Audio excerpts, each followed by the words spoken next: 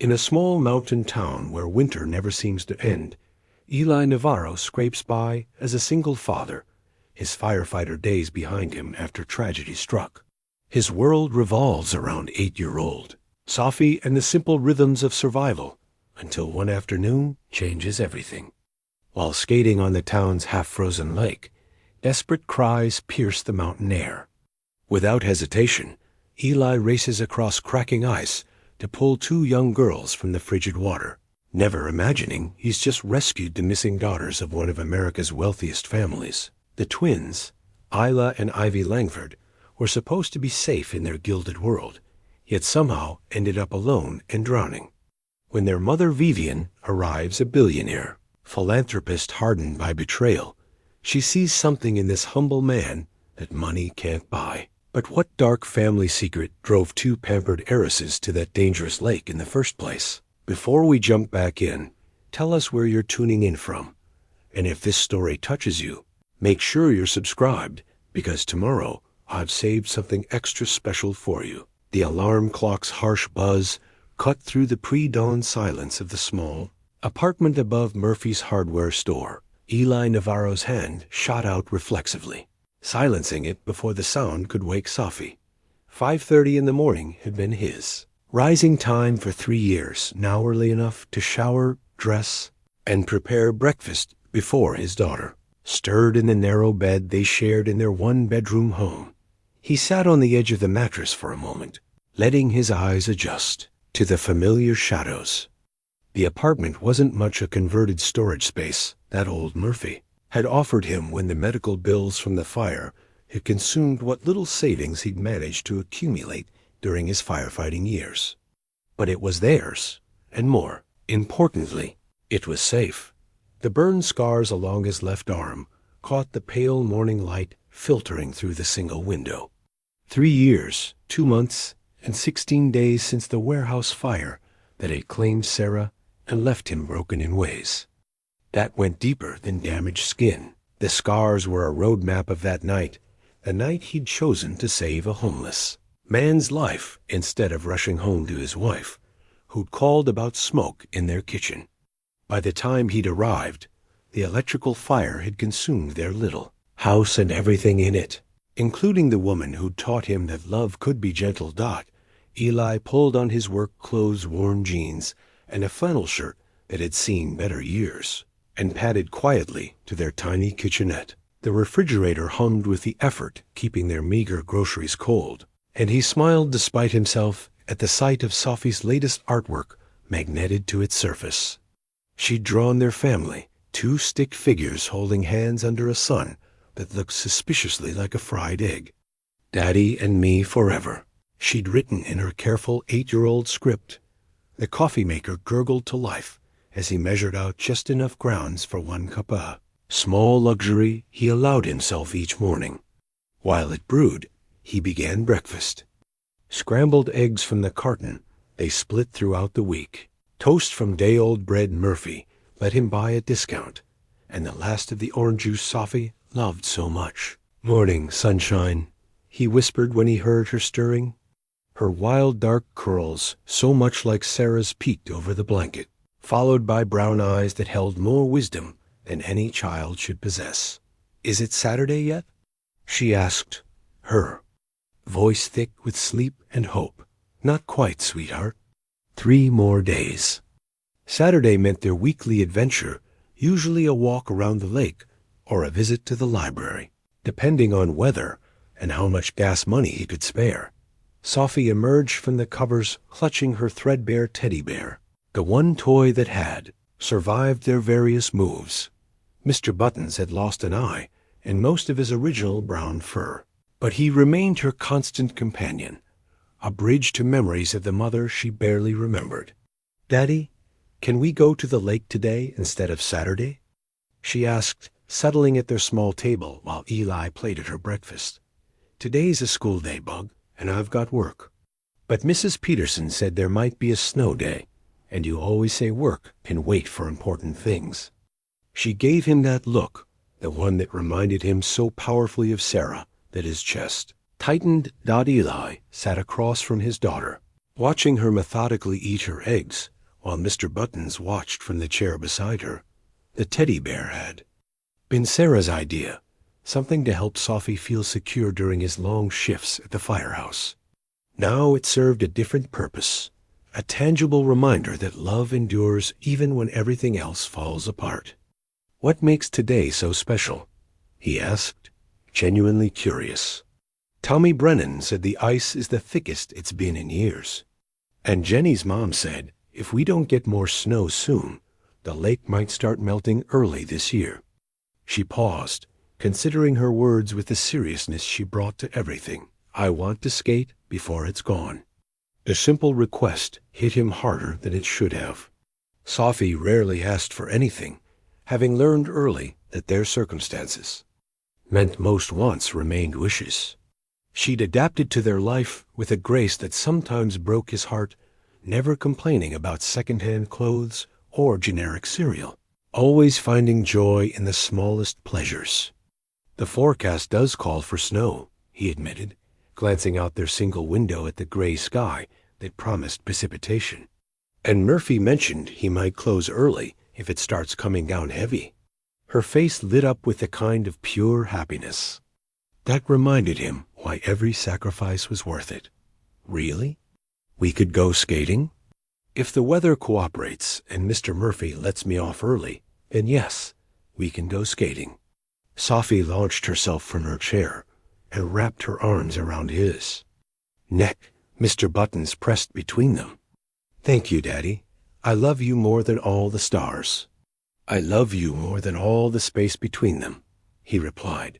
Their familiar exchange that had started when she was barely walking and afraid of the dark dot, as Sofie finished her breakfast and gathered her school things, Eli found himself thinking about the lake. He'd avoided it for months after moving to Millbrook, the sight of that much water triggering memories of the fire department's futile efforts to save their home.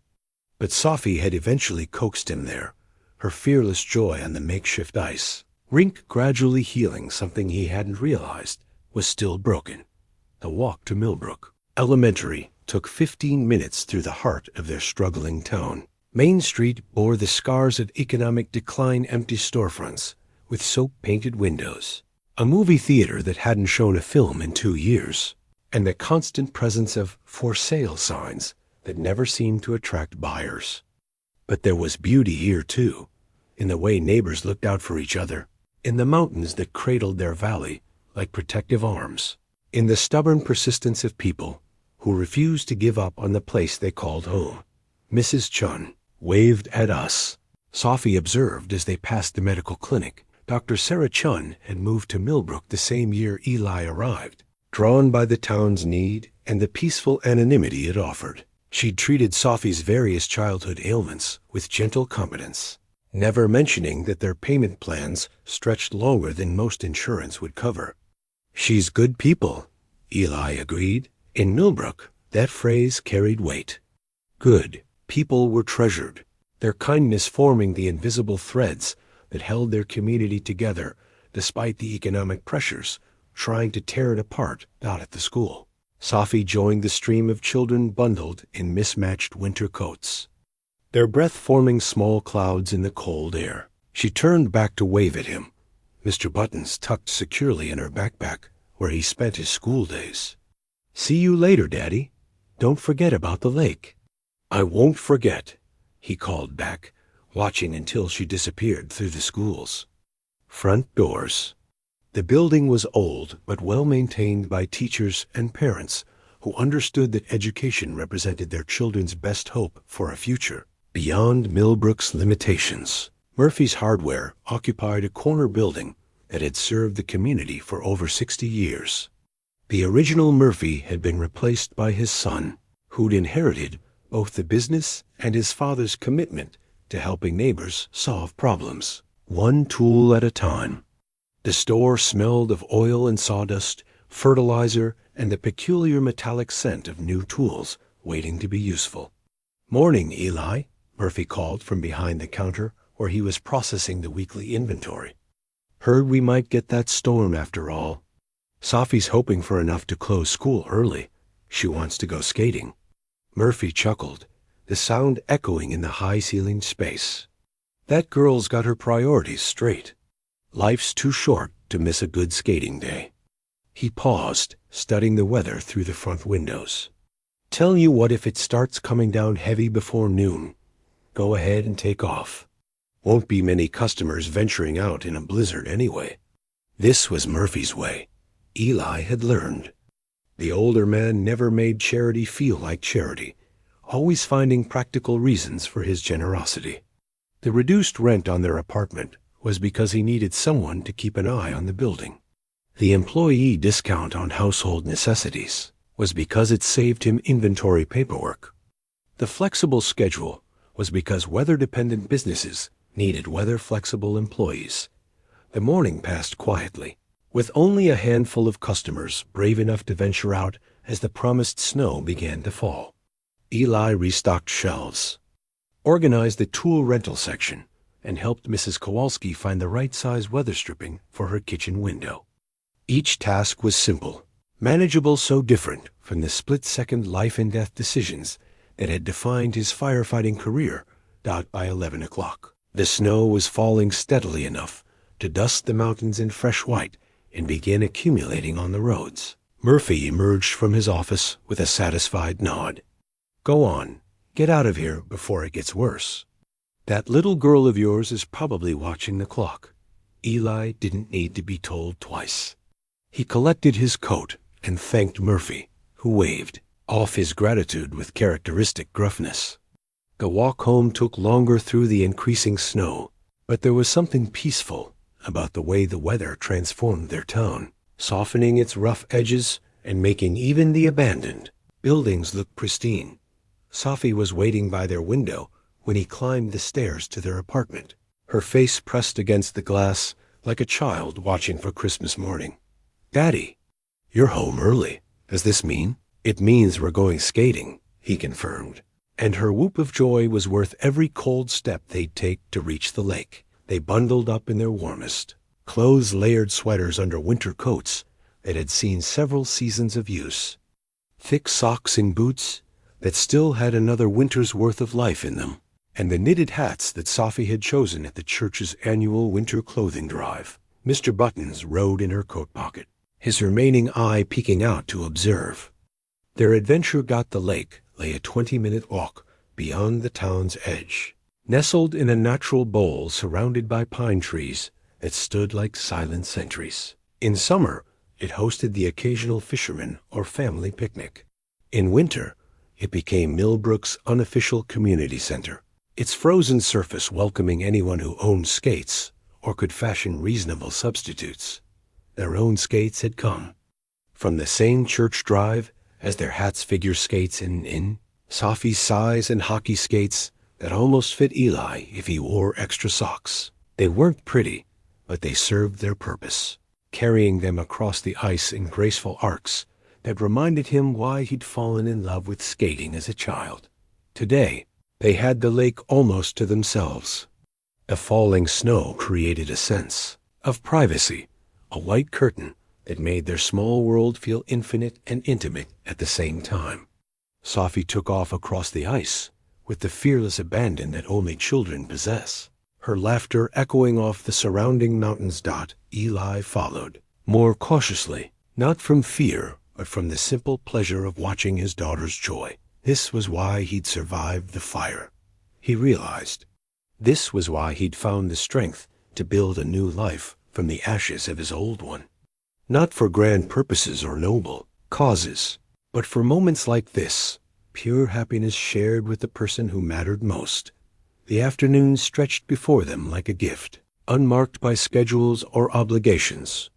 Just a father and daughter, skating together on a frozen lake while snow fell around them like a blessing, creating memories that would warm them long after the ice had melted and spring had returned to their mountain valley. The afternoon had settled into a peaceful rhythm when the first cry shattered their winter sanctuary.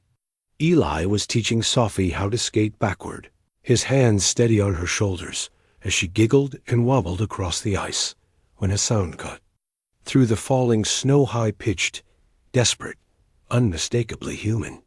Help, Please, somebody help us. The voice came from the far end of the lake, where the ice grew thinner near the creek inlet. Eli's head snapped up, his firefighter instincts flooding back like muscle memory. Through the curtain of snow, he could barely make out two small figures, near what looked like a dark patch in the ice. "Daddy?" Sofie's voice was small, uncertain. "Stay right here," he commanded, his tone sharp enough that she didn't argue. "Don't move from this spot, understand?" He was already skating hard toward the sound, his borrowed hockey skates finding purchase on the increasingly rough ice. The cries were coming more frequently now, punctuated by splashing sounds that made his blood run cold. As he drew closer, the scene became clear. Two girls, maybe 10 or 11 years old, had broken through the ice and were struggling in the dark water. The emergency training from his firefighting days kicked in automatically. Never approach a water rescue alone. Call for backup. Secure your own safety first. But there was no time for protocol, no backup coming, and those children would be dead from hypothermia within minutes. "Hold on," he shouted, dropping to his hands and knees as he reached the weakened ice. "I'm coming." The girls were perhaps 20 feet from solid ice, trapped in a hole roughly 6 feet across. One was trying to keep the other's head above water while fighting to grab onto ice that kept breaking away under their weight. Their expensive winter clothes, designer coats that cost more than Eli made in a month, were waterlogged and pulling them down. I can't hold her." One of the girls gasped, her lips already blue with cold. Eli assessed the situation with practiced speed. The ice around the hole was compromised, spider-webbed with cracks that spread outward like a frozen spiderweb. Getting close enough to reach them meant risking his own life, but leaving them meant certain death. He began distributing his weight, lying flat and army crawling toward the edge of the hole. The ice groaned ominously under him, but it held. Behind him, he could hear Sofie calling his name, her voice high with fear. "Stay back, Sofie. Do not come closer." When he reached the edge, he could see the girls clearly. Twins, he realized, identical. Faces pinched with cold and terror. They were beautiful children, with features that spoke of privilege and careful breeding. But right now they were just two kids who were going to die if he couldn't get them out. "Listen to me," he said, his voice calm despite the urgency. "I need you to grab my hands, one at a time. Don't try to climb out, just hold on while I pull you up. Can you do that?" The stronger twin, who had been supporting her sister, nodded. Through chattering teeth, "Ivy first," she managed. "She hit her head when we fell through." Eli looked at the second girl and saw the telltale glassy look of someone fighting consciousness. Hypothermia was setting in fast, and head injuries in. Freezing water were a deadly combination. "All right, Ivy, I need you to reach for my hands. Your sister's going to help push you up." The rescue was a nightmare of physics and desperation. The ice cracked further with each movement, water seeping up through new fissures. Eli had to use every ounce of his strength to haul the first girl out without falling in himself, her waterlogged clothes making her feel twice her normal weight. "Isla." Ivy coughed as soon as she was on solid ice, immediately trying to crawl back toward the hole where her sister still struggled. "Stay put," Eli ordered, then immediately turned back to the water. Isla was weakening fast, her movements becoming sluggish as hypothermia took hold. He had maybe 30 seconds before she went under. This time, the ice gave way as he reached for her. He felt himself sliding forward, the frigid water shocking his system as it soaked through his clothes. But his hand found hers, and with a surge of adrenaline-fueled strength, he hauled them both back onto the groaning ice. The next few minutes were a blur of emergency action. Both girls were unconscious by the time he got them away from the broken ice, their lips blue and their breathing shallow. Eli stripped off his coat and wrapped it around Ivy, who seemed in worse condition, while shouting instructions to Sofie. bug. I need you to run back to town as fast as you can. Go to Dr. Chon's clinic and tell her we have 2 children with hypothermia.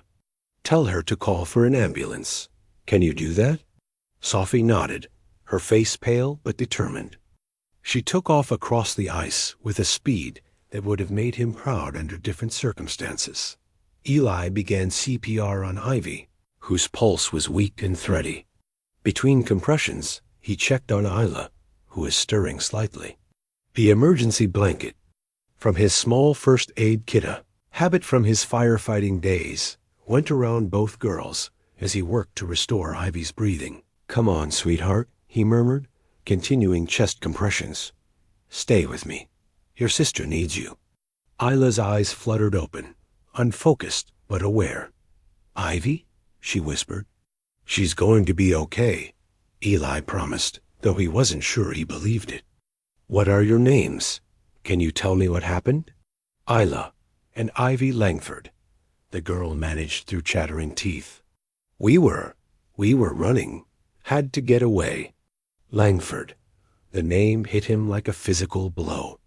Even in their isolated mountain community, everyone knew the Langford name billionaire philanthropists. Old money, the kind of family that appeared on magazine covers and charity galas. What were 2 Langford heiresses doing alone on a frozen lake in the middle of nowhere?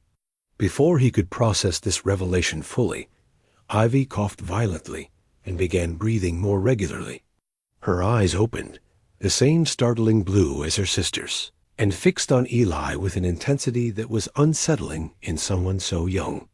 "You saved us," she said simply. "You're going to be fine," he replied, though he knew they weren't out of danger yet. Hypothermia was treacherous victims who'd seem recovered only to collapse hours later. Help is coming. The sound of approaching vehicles reached them across the lake. Dr. Chun's SUV, followed by what looked like a news van.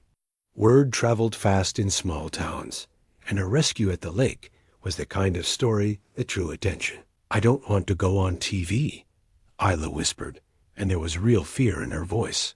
"Please don't let them film us." Eli looked up to see more vehicles arriving, too many for a simple medical emergency. Someone had called the media, and within minutes their quiet rescue would become a public spectacle.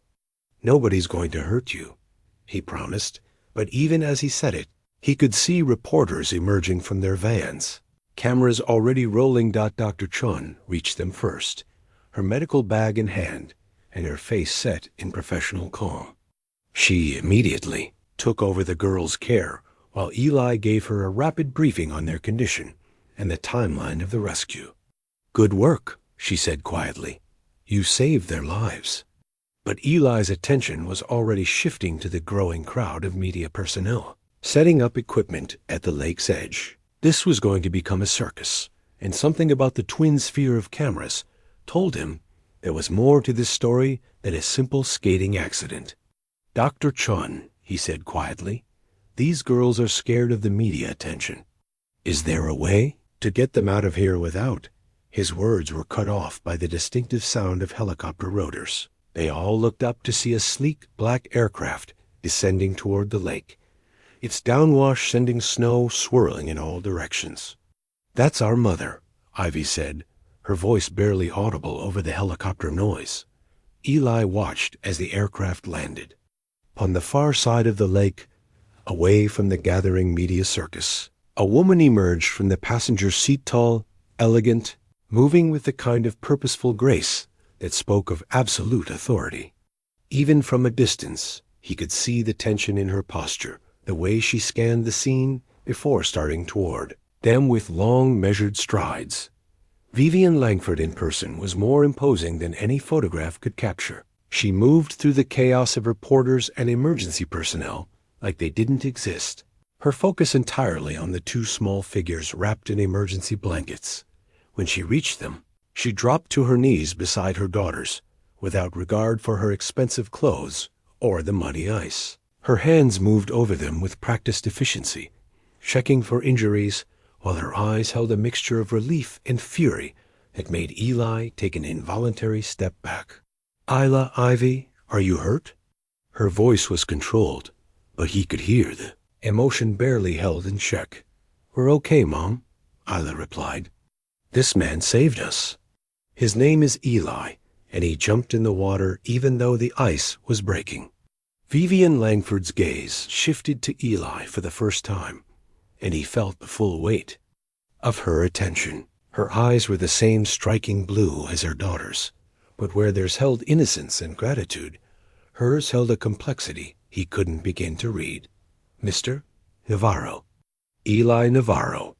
She studied him for a long moment, taking in his wet clothes, his modest appearance, the way he stood protectively near her daughters, despite having no obligation to do so. "Mr. Navarro," she said finally, her voice formal but not unkind. "Thank you for saving my daughters' lives. I am in your debt." Before he could respond, the media crowd pressed closer, cameras rolling and reporters shouting questions. Vivienne's demeanor shifted instantly, becoming cold and impenetrable. "Security," she called, and two men in dark suits appeared as if from nowhere, forming a barrier between the family and the press dot as the twins were loaded into the helicopter. Under Dr. Chun's supervision, Eli caught Ivy's eye. She was watching him with that same unsettling intensity, as if memorizing his face. "Will we see you again?" she asked. The question caught him off guard, partly because of its directness, and partly because something in her tone suggested this wasn't just polite gratitude. I hope you both feel better soon," he managed.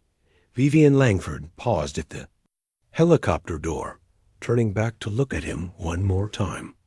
There was something in her expression he couldn't identify: gratitude, certainly, but also a kind of assessment, as if she were solving a puzzle he didn't know he represented. And they were gone, the helicopter lifting off into the snowy afternoon, leaving behind a chaos of media speculation and a single father standing on a frozen lake, wondering what he'd just stepped into. Sofie appeared at his side, having returned with Dr. Chun, her small hand slipping into his. "Daddy," she said quietly, "why did those girls look so sad even after you saved them?"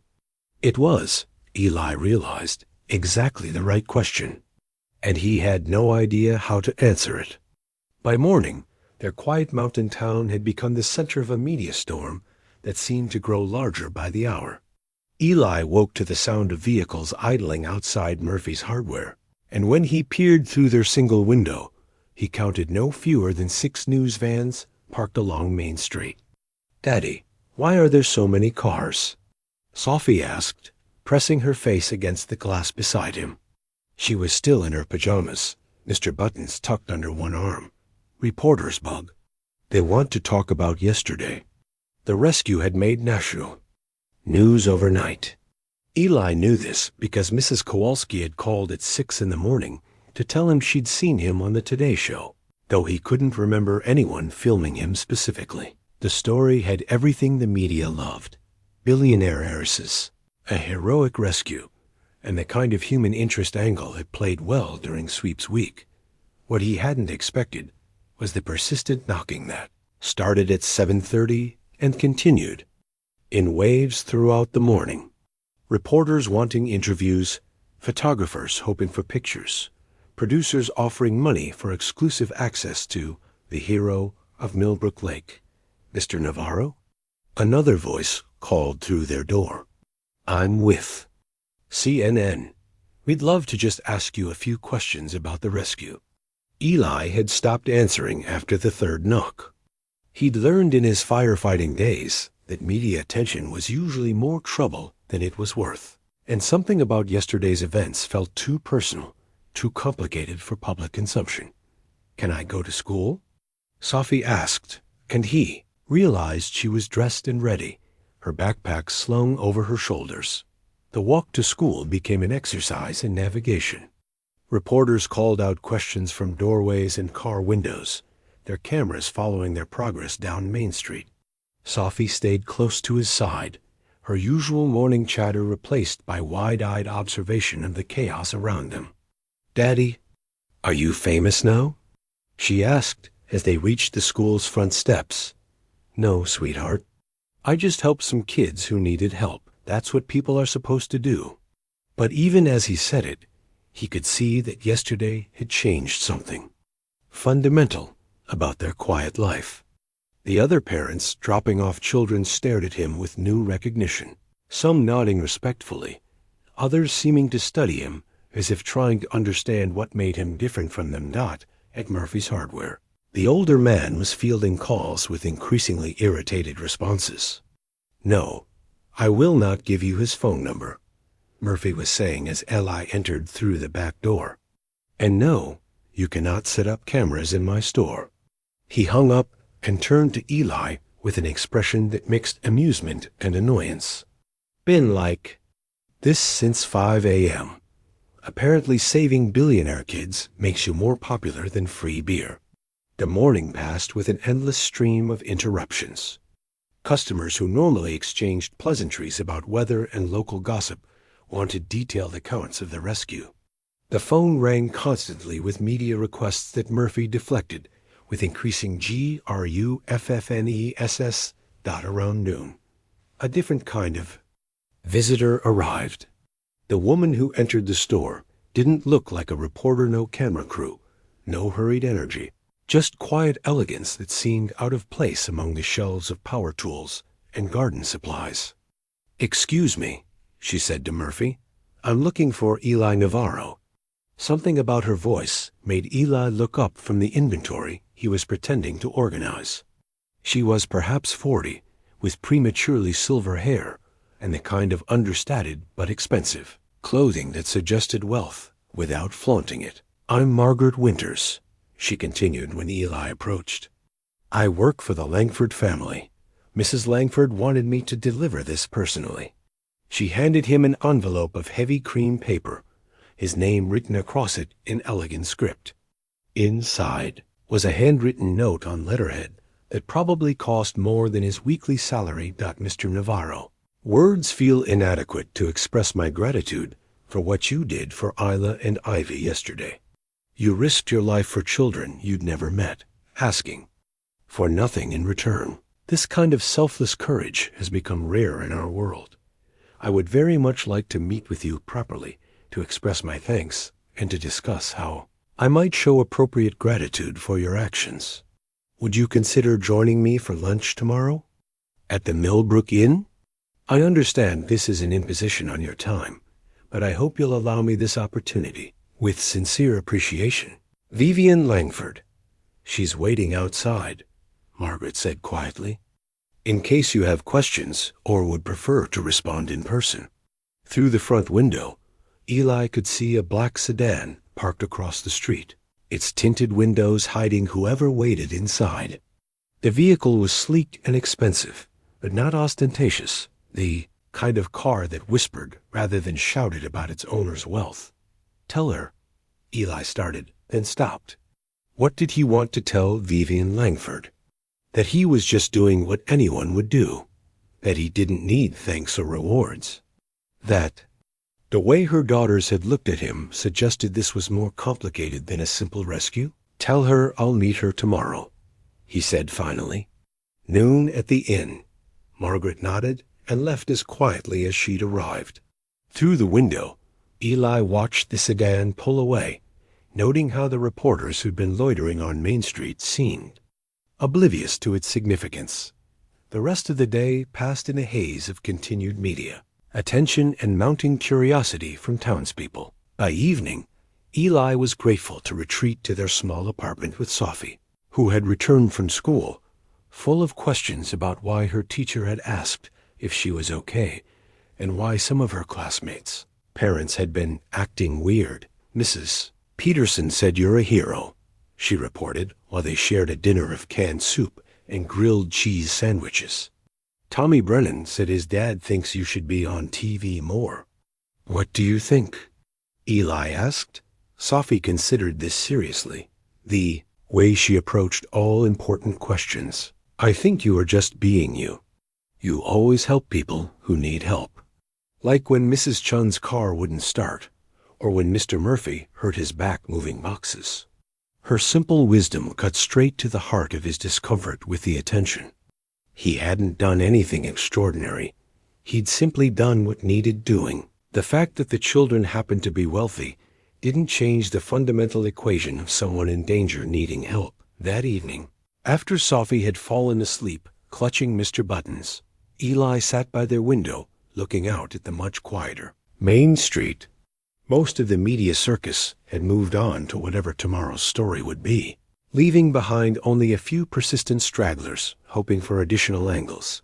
He thought about Vivienne Langford's note, the careful formality of her language, that somehow conveyed genuine emotion beneath its polished surface. There had been something in her eyes yesterday at the lake, a complexity that suggested the rescue had meant more to her than simply getting her daughters back safely. And there had been something about the twins themselves, the way they'd looked.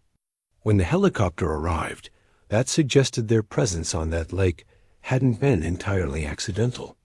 Isla's whispered words, "We were running," had to get away, echoed in his memory. That the next morning brought a blessed reduction in media attention, though Eli noticed a few photographers still lingering around town, hoping to catch him in some candid moment. He dropped Sofie at school, with instructions to call Murphy's if she needed anything, and spent the morning trying to focus on work while his mind wandered to the approaching lunch meeting. The Millbrook Inn was the town's attempt at upscale dining, a converted Victorian house that served decent food to the occasional tourists who discovered their valley. Eli had eaten there exactly twice in 3 years, once when Murphy had insisted on celebrating his first work anniversary, and once when Sofie had begged for a fancy dinner for her 8th birthday. Vivienne Langford was already seated when he arrived, occupying a corner table that offered privacy from the handful of other diners. She stood when she saw him, extending her hand with a smile that seemed more genuine than the practiced politeness he'd expected. "Mr. Navarro, thank you for coming." Up close, without the chaos of yesterday's emergency, she was even more striking than he'd remembered. There was an elegance to her movements that spoke of breeding and education, but also a tiredness around her eyes that suggested the weight of constant responsibility. "Please, call me Eli," he said, accepting her handshake. Her grip was firm, direct, the hands of someone accustomed to making important decisions. They settled into their seats, and for a moment, neither spoke. The silence wasn't uncomfortable. Exactly, but it held the weight of unspoken complexity. "How are the girls?" he asked finally. "Physically, they're fine. Dr. Chun was quite thorough, and our family physician confirmed no lasting effects from the hypothermia." She paused, studying her hands. "Emotionally, that's more complicated." Before he could ask what she meant, there, server approached Jenny Morrison, whose mother cleaned houses for the wealthier families in the next valley over. Jenny's eyes widened slightly when she recognized their guest, but she maintained professional composure as she took their orders. When they were alone again, Vivienne continued, "Isla and Ivy have been asking about you constantly. About your daughter, about whether you're all right, about when they might see you again." "They're good kids," Eli said, though he sensed there was more to this conversation than checking on his welfare. "They are," she agreed. "But they're also children who have lived very protected lives. They don't often encounter people who help them without expecting something in return." The observation hung between them, and Eli realized this might be the real reason for their meeting. She was trying to understand him, to figure out what he wanted, what his angle might be. "I don't want anything," he said quietly.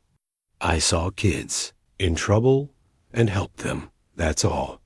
Vivienne studied him for a long moment, and he had the sense of being evaluated by someone accustomed to reading people's true motivations. "I believe you," she said finally, "which is exactly why I wanted to meet with you." Their meals arrived with Jenny's practiced efficiency, but Eli found himself studying Vivienne Langford more than his sandwich. There was something about the way she held herself poised, but guarded, elegant but tired, that suggested a woman carrying more weight than was visible on the surface. "I have a proposition for you," she said after they'd eaten in companionable silence for several minutes. "Though I suspect you'll find it unusual." Eli set down his coffee cup, waiting. "I need someone to oversee security renovations at our estate. Someone with emergency response experience who understands how to keep people safe." She paused, choosing her words carefully. "Someone my daughters trust. Mrs. Langford. Vivienne, please." "Vivienne," he corrected. "I appreciate the offer, but I'm not qualified for that kind of work. I stock shelves and help customers find the right size screws. Before that, I was a firefighter, but that was a different life." "Different how?" The question was gentle but direct, and something in her tone suggested she already knew more about his background than he'd expected. He found himself looking out the window at Main Street, where normal life continued despite the upheaval of the past 2 days. "I lost my wife in a fire 3 years ago," he said finally. "House fire while I was responding to an emergency call. After that, I couldn't. The job became impossible. So I came here with my daughter to start over." "I'm sorry for your loss," Vivienne said, and there was genuine sympathy in her voice. "But losing someone doesn't negate your training or your instincts. Yesterday proved that." Eli shook his head. "Yesterday was pure adrenaline. I saw kids in danger and reacted. That doesn't make me qualified to design security systems for a billionaire's estate." "No," she agreed. "But it makes you someone who puts protecting children above his own safety. Do you know how rare that is in my world?" There was something bitter in her tone that made him look at her more closely. Behind the polished exterior, he caught a glimpse of someone who'd been disappointed by people too many times. "What kind of security renovations?" he asked, surprised to hear himself asking. "The estate is isolated, which we've always considered a feature. But recent events have made me realize that isolation can be dangerous if something goes wrong. I need someone to assess our emergency protocols, improve our communication systems, ensure that if my daughters ever need help again, it arrives quickly." She reached into her purse and withdrew a manila folder, sliding it across the table. "Architectural, plans for the property, current security specifications, and what I'm hoping to accomplish. Look it over. Think about it. The salary would be substantial." Eli opened the folder and felt his breath catch. The plans showed a property that was less estate than compound multiple buildings spread across hundreds of acres, connected by private roads and surrounded by natural barriers. The current security specifications read like something from a spy novel, and the proposed salary made his head spin. It was more than he'd made in his best year as a firefighter, enough to give Sofie opportunities he'd never dreamed of providing. "This is too much," he said, closing the folder. "Is it? You saved 2 lives yesterday. In my world, that has considerable value. In anyone's world, children's lives have value. But this feels like," he struggled for the right words, "like you're trying to buy something that isn't for sale." Vivienne's smile was sad and knowing. "You think I'm trying to purchase your silence about yesterday? Or ensure your loyalty? Or perhaps buy my way out of feeling indebted to a man who asked for nothing?" Her directness caught him off guard. "Are you? Probably all of those things," she admitted. "I've lived my entire adult life in situations where everyone wants something from me. Money, access, influence, association with the Langford name. You're the first person in years who's done something significant for my family, and I'm asked for nothing in return. It's unsettling." The honesty in her admission made him reconsider his immediate rejection. Why is security suddenly so important? The girls said they were running from something. Running from what? Vivienne's composure flickered for just a moment, long enough for him to see real fear underneath. "That's complicated. Most important things are." She was quiet for a long time, staring out the window at the peaceful mountain town that had become their temporary refuge from whatever had driven her. "Daughters to that lake. The Langford family has Complicated dynamics, she said finally. There are people who believe they have claims to my daughter's inheritance, people who see them as assets rather than children. Yesterday, Isla and Ivy overheard a conversation they shouldn't have heard, learned about plans they were never meant to know about. What kind of plans? The kind that made two 11-year-old girls so frightened they ran out into a snowstorm rather than stay in what should have been the safest place in their world. The weight of her words settled between them. Eli thought about the twins' fear of cameras, their reluctance to return home, the way they'd clung to him and Dr. Chun rather than rushing to their mother's arms. Where are they now? Safe, protected, but not home, and that can't continue indefinitely. She met his eyes directly. I need people around my daughters who care about their well-being more than their bank accounts. People who would risk their own lives to save theirs. You barely know me. I know enough. I know you didn't sell your story to the media when reporters were offering substantial sums. I know you've built a life focused entirely on protecting and providing for your child. I know that when you saw children in danger, you didn't hesitate. Eli found himself thinking about Sofie, about the opportunities this job could provide for her, better schools, college funds, the kind of security he'd never been able to offer. But he also thought about the complexity Vivienne was describing, the sense that accepting this position would draw them into something much larger and more dangerous than a simple security consultation. I need to think about it, he said finally. Of course. Take the plans home, review them properly. Talk to your daughter. This decision affects her too. She signaled for the check, but Eli reached for his wallet. This is on me, Vivienne said firmly. It's the least I can do. As they stood to leave, she handed him a business card with her private number. Call me when you've decided. But Eli? She paused at the restaurant door. Don't take too long. My daughters have been asking when they can see Sofie again, and I'm running out of ways to explain why that might not be possible. The afternoon walk back to Murphy's gave Eli time to process what had just happened. The folder of plans felt heavy in his hands, weighted with possibilities and complications he wasn't sure he was ready to navigate. Murphy took one look at his expression and raised an eyebrow. How'd lunch go? She offered me a job. Good for her. Woman's got sense. It's not that simple. Never is, with people who have that kind of money. Question is, what does your gut tell you?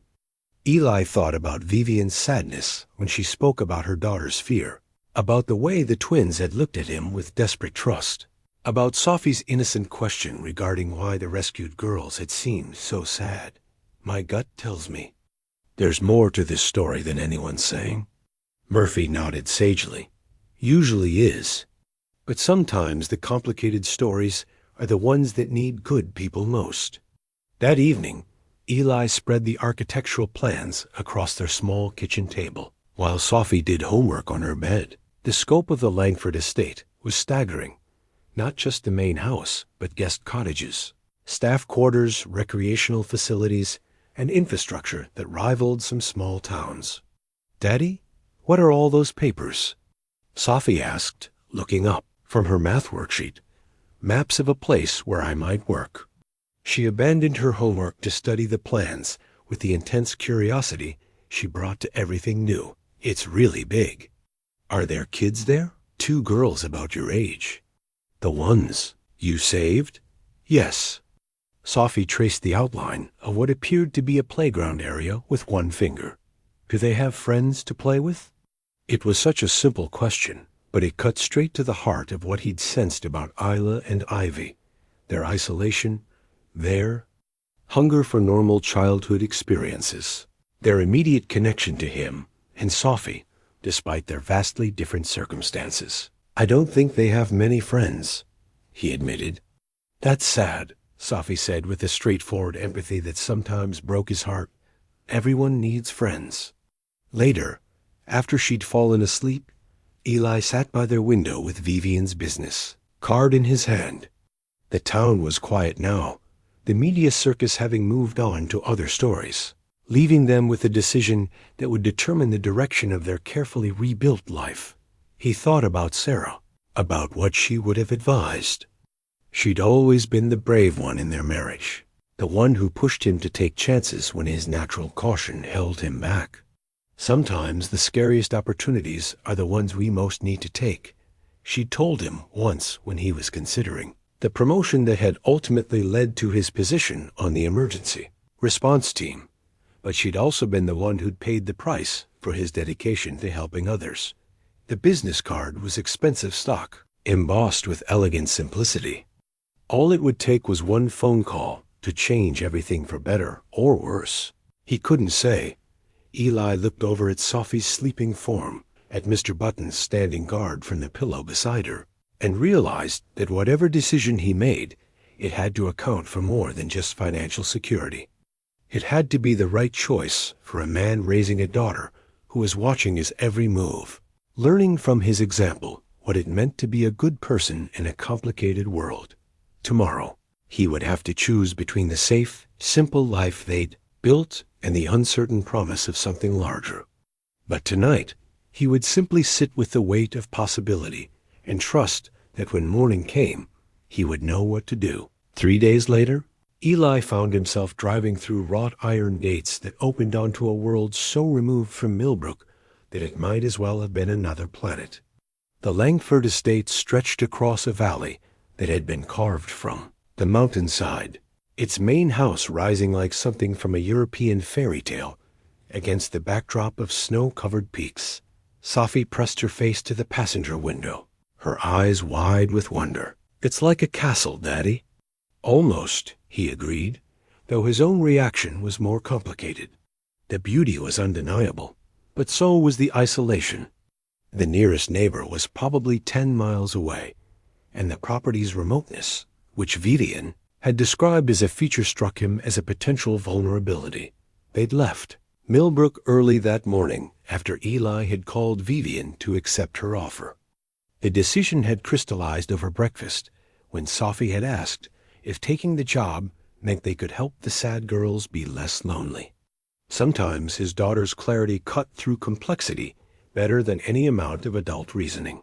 The main house was even more impressive, up-close stone and timber construction that managed to feel both grand and surprisingly warm.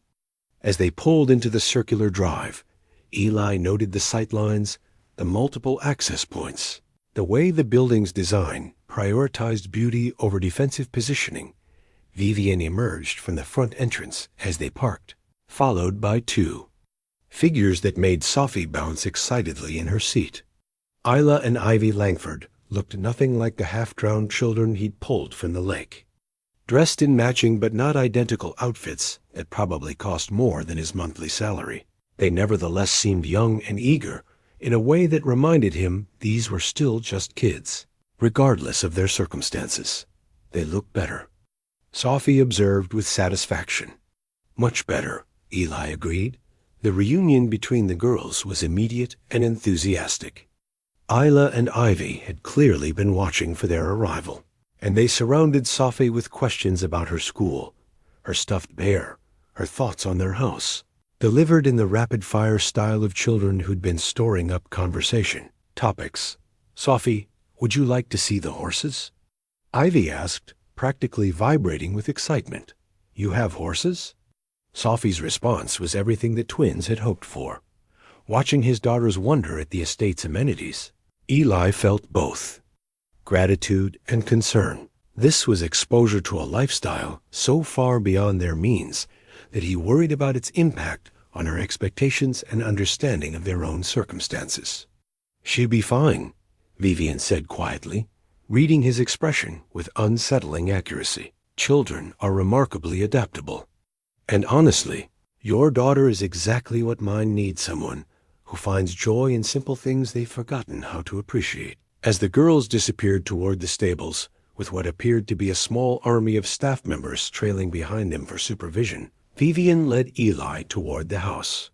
"I thought we'd start with a tour of the current security systems, then go through the plans in detail. But first," She paused at the front door, her expression becoming more serious. "There are some things about our situation you need to understand." The interior of the house was every bit as impressive as its exterior soaring ceilings. Artwork that belonged in museums, furniture that managed to be both priceless and somehow comfortable. But Eli found himself cataloging potential problems. Too many windows, multiple entrances, rooms that would be impossible to secure quickly in an emergency. The house was built in the 1920s by my husband's grandfather, Vivienne explained as they walked. Back when isolation meant privacy rather than vulnerability. Times have changed. "What kind of threats are we talking about?" Eli asked directly. Vivienne led him into what appeared to be a library, its walls lined with leather-bound books that looked actually read rather than decorative. She closed the door behind them and gestured for him to sit in one of the leather chairs positioned near the fireplace. "My husband died 2 years ago," she began without preamble. "Car accident, though there were questions about whether it was truly accidental. He'd been investigating some irregularities in the family trust, financial discrepancies that suggested someone had been embezzling significant amounts over several years."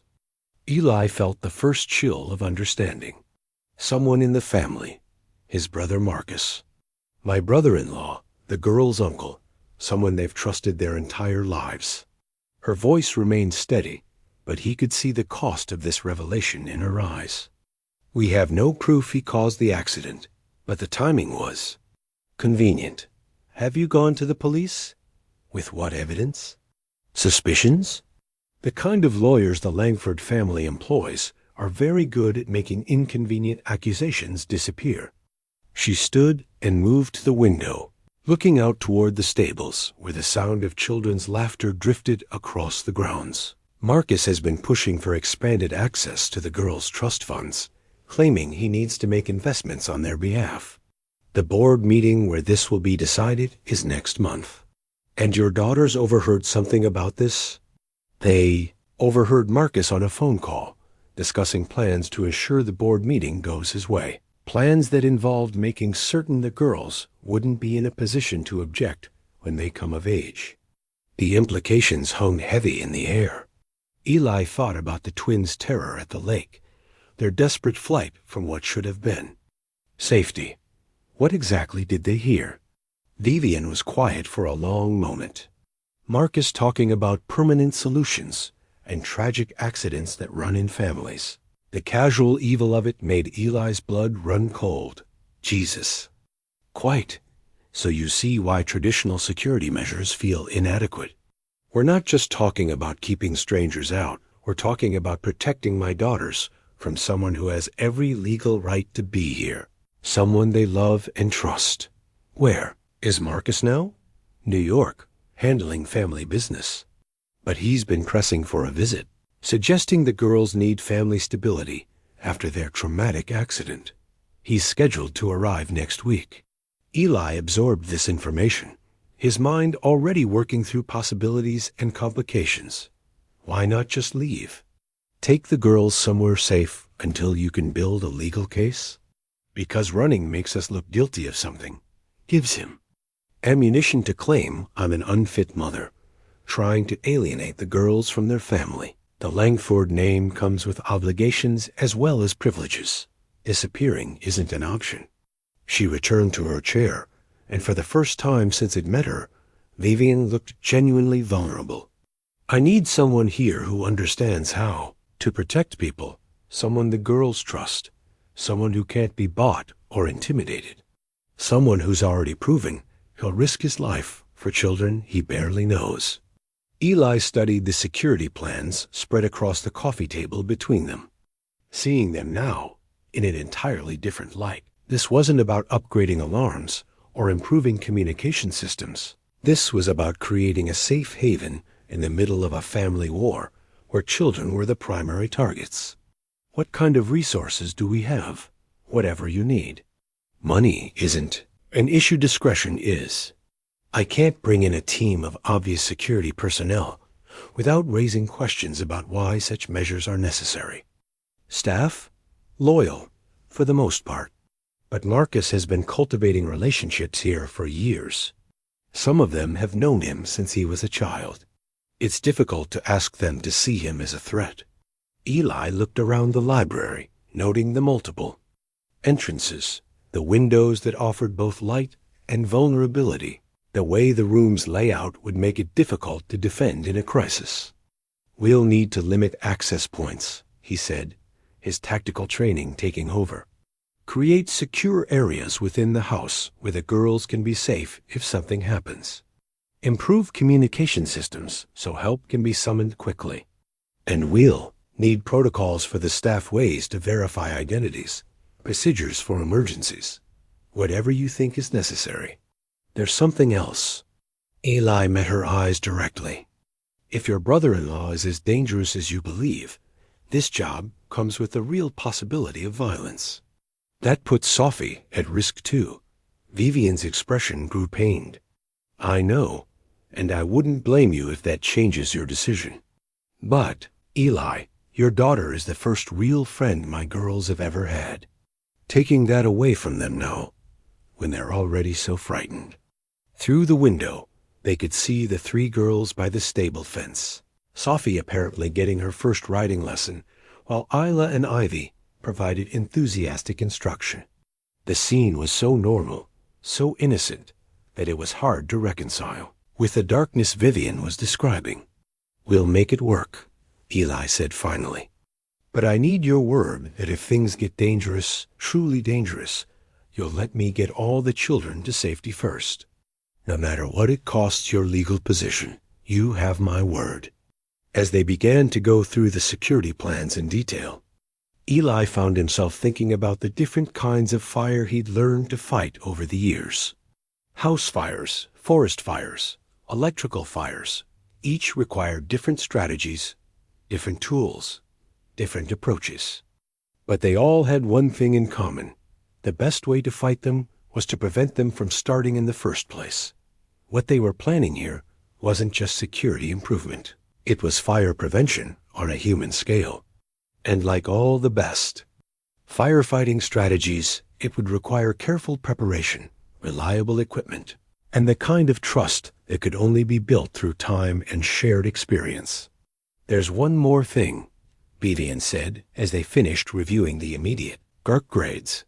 "I know this is a lot to process, bringing your daughter into this situation. If you need time to reconsider." "No," Eli said, surprising himself with the firmness of his response. "Those kids need protection, and Sofie needs friends. We'll figure out how to make it work." From outside came the sound of children's laughter, young voices blending together in the kind of pure joy that reminded him why some fights were worth having. Regardless of the odds or the opposition, the war for the Langford family's future was coming whether they prepared for it or not. Only question was whether they would be ready when it arrived. 2 weeks into his tenure at the Langford estate, Eli had fallen into a routine that felt both natural and surreal.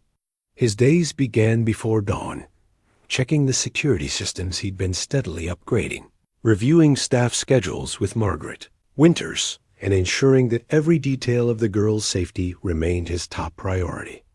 But by afternoon, he often found himself in scenes that belonged in a different world, entirely teaching Isla how to change a tire, showing Ivy the proper way to use a fire extinguisher, or watching all three girls build elaborate snow forts that rivaled military fortifications in their complexity. "Mr. Eli," Ivy called from atop their latest construction, "is this wall thick enough to stop bullets?" The question, delivered with the casual tone most children reserved for asking about homework, perfectly encapsulated the strange dual nature of their current life. These were kids who discussed security protocols over breakfast and practiced evacuation routes as naturally as other children played tag. "It's thick enough to stop snowballs," he replied diplomatically, "which is what we're defending against today."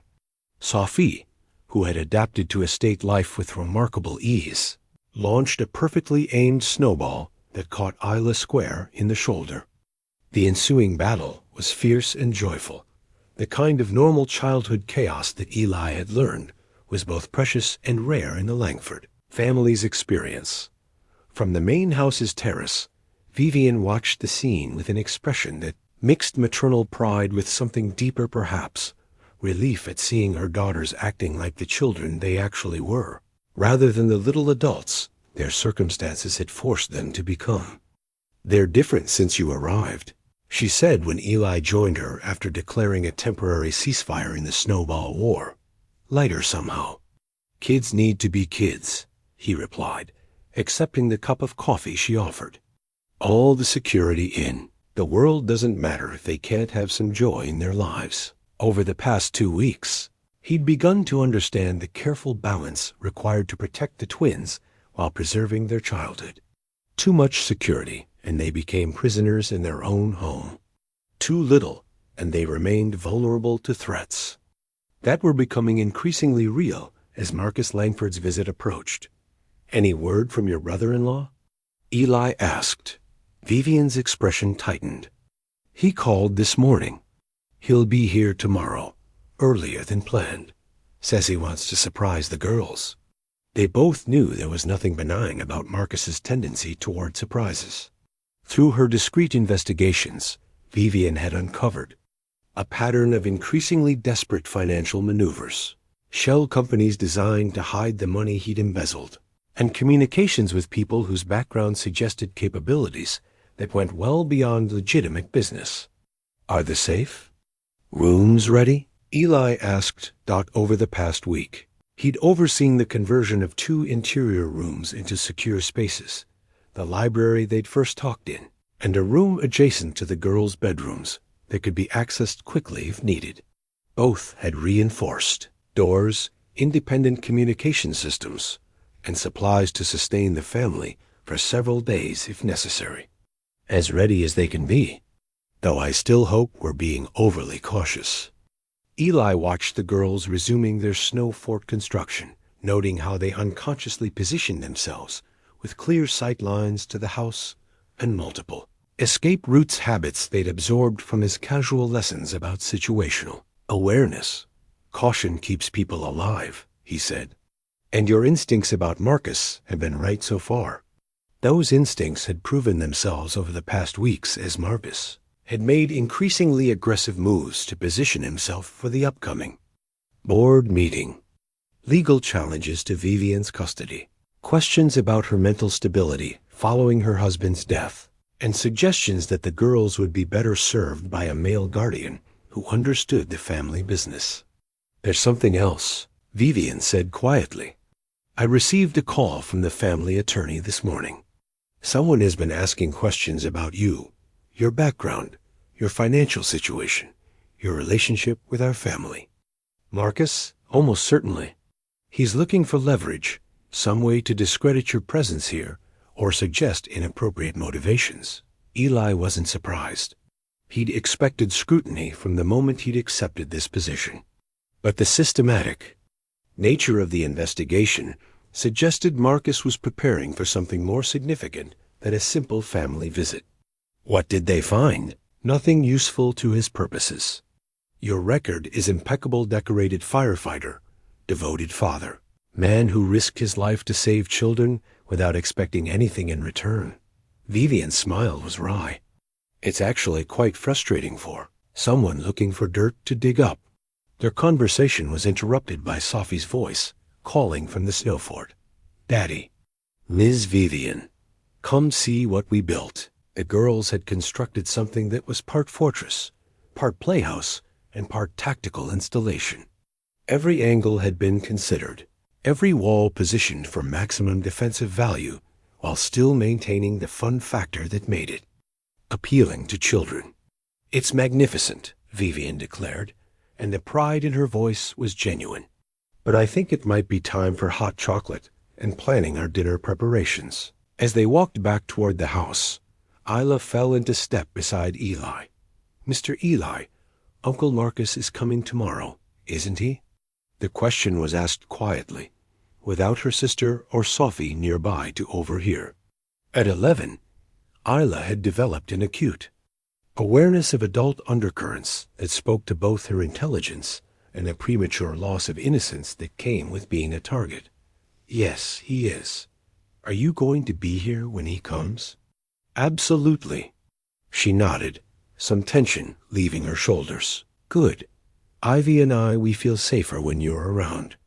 The simple statement hit him harder than it should have. These children had learned to live with fear as a constant companion, measuring their safety by the presence or absence of people they trusted.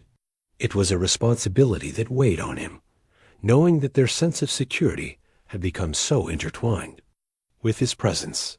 That evening, after the girls had been settled for the night, Eli made his final security check of the day. The new systems were functioning perfectly, motion sensors that could differentiate between staff members and intruders, communication devices that could summon help instantly, and cameras that provided complete coverage of the estate's perimeter. But technology was only part of the equation. Real security came from understanding people, their motivations and capabilities, their strengths and vulnerabilities. And everything he'd learned about Marcus Langford suggested a man who was intelligent, desperate, and willing to go to considerable lengths to achieve his goals. Couldn't sleep either? Vivienne's voice came from behind him as he completed his circuit of the main house. She was standing in the library doorway, wrapped in a robe that managed to be both elegant and practical, much like everything else about her he'd noticed. Just making sure everything's ready for tomorrow. Would you like some tea?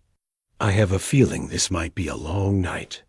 They settled in the library with cups of chamomile tea, the fire crackling in the grate and casting warm shadows across the room. The space had become something of a command center over the past weeks, its combination of comfort and security making it ideal for the kind of conversations their situation required.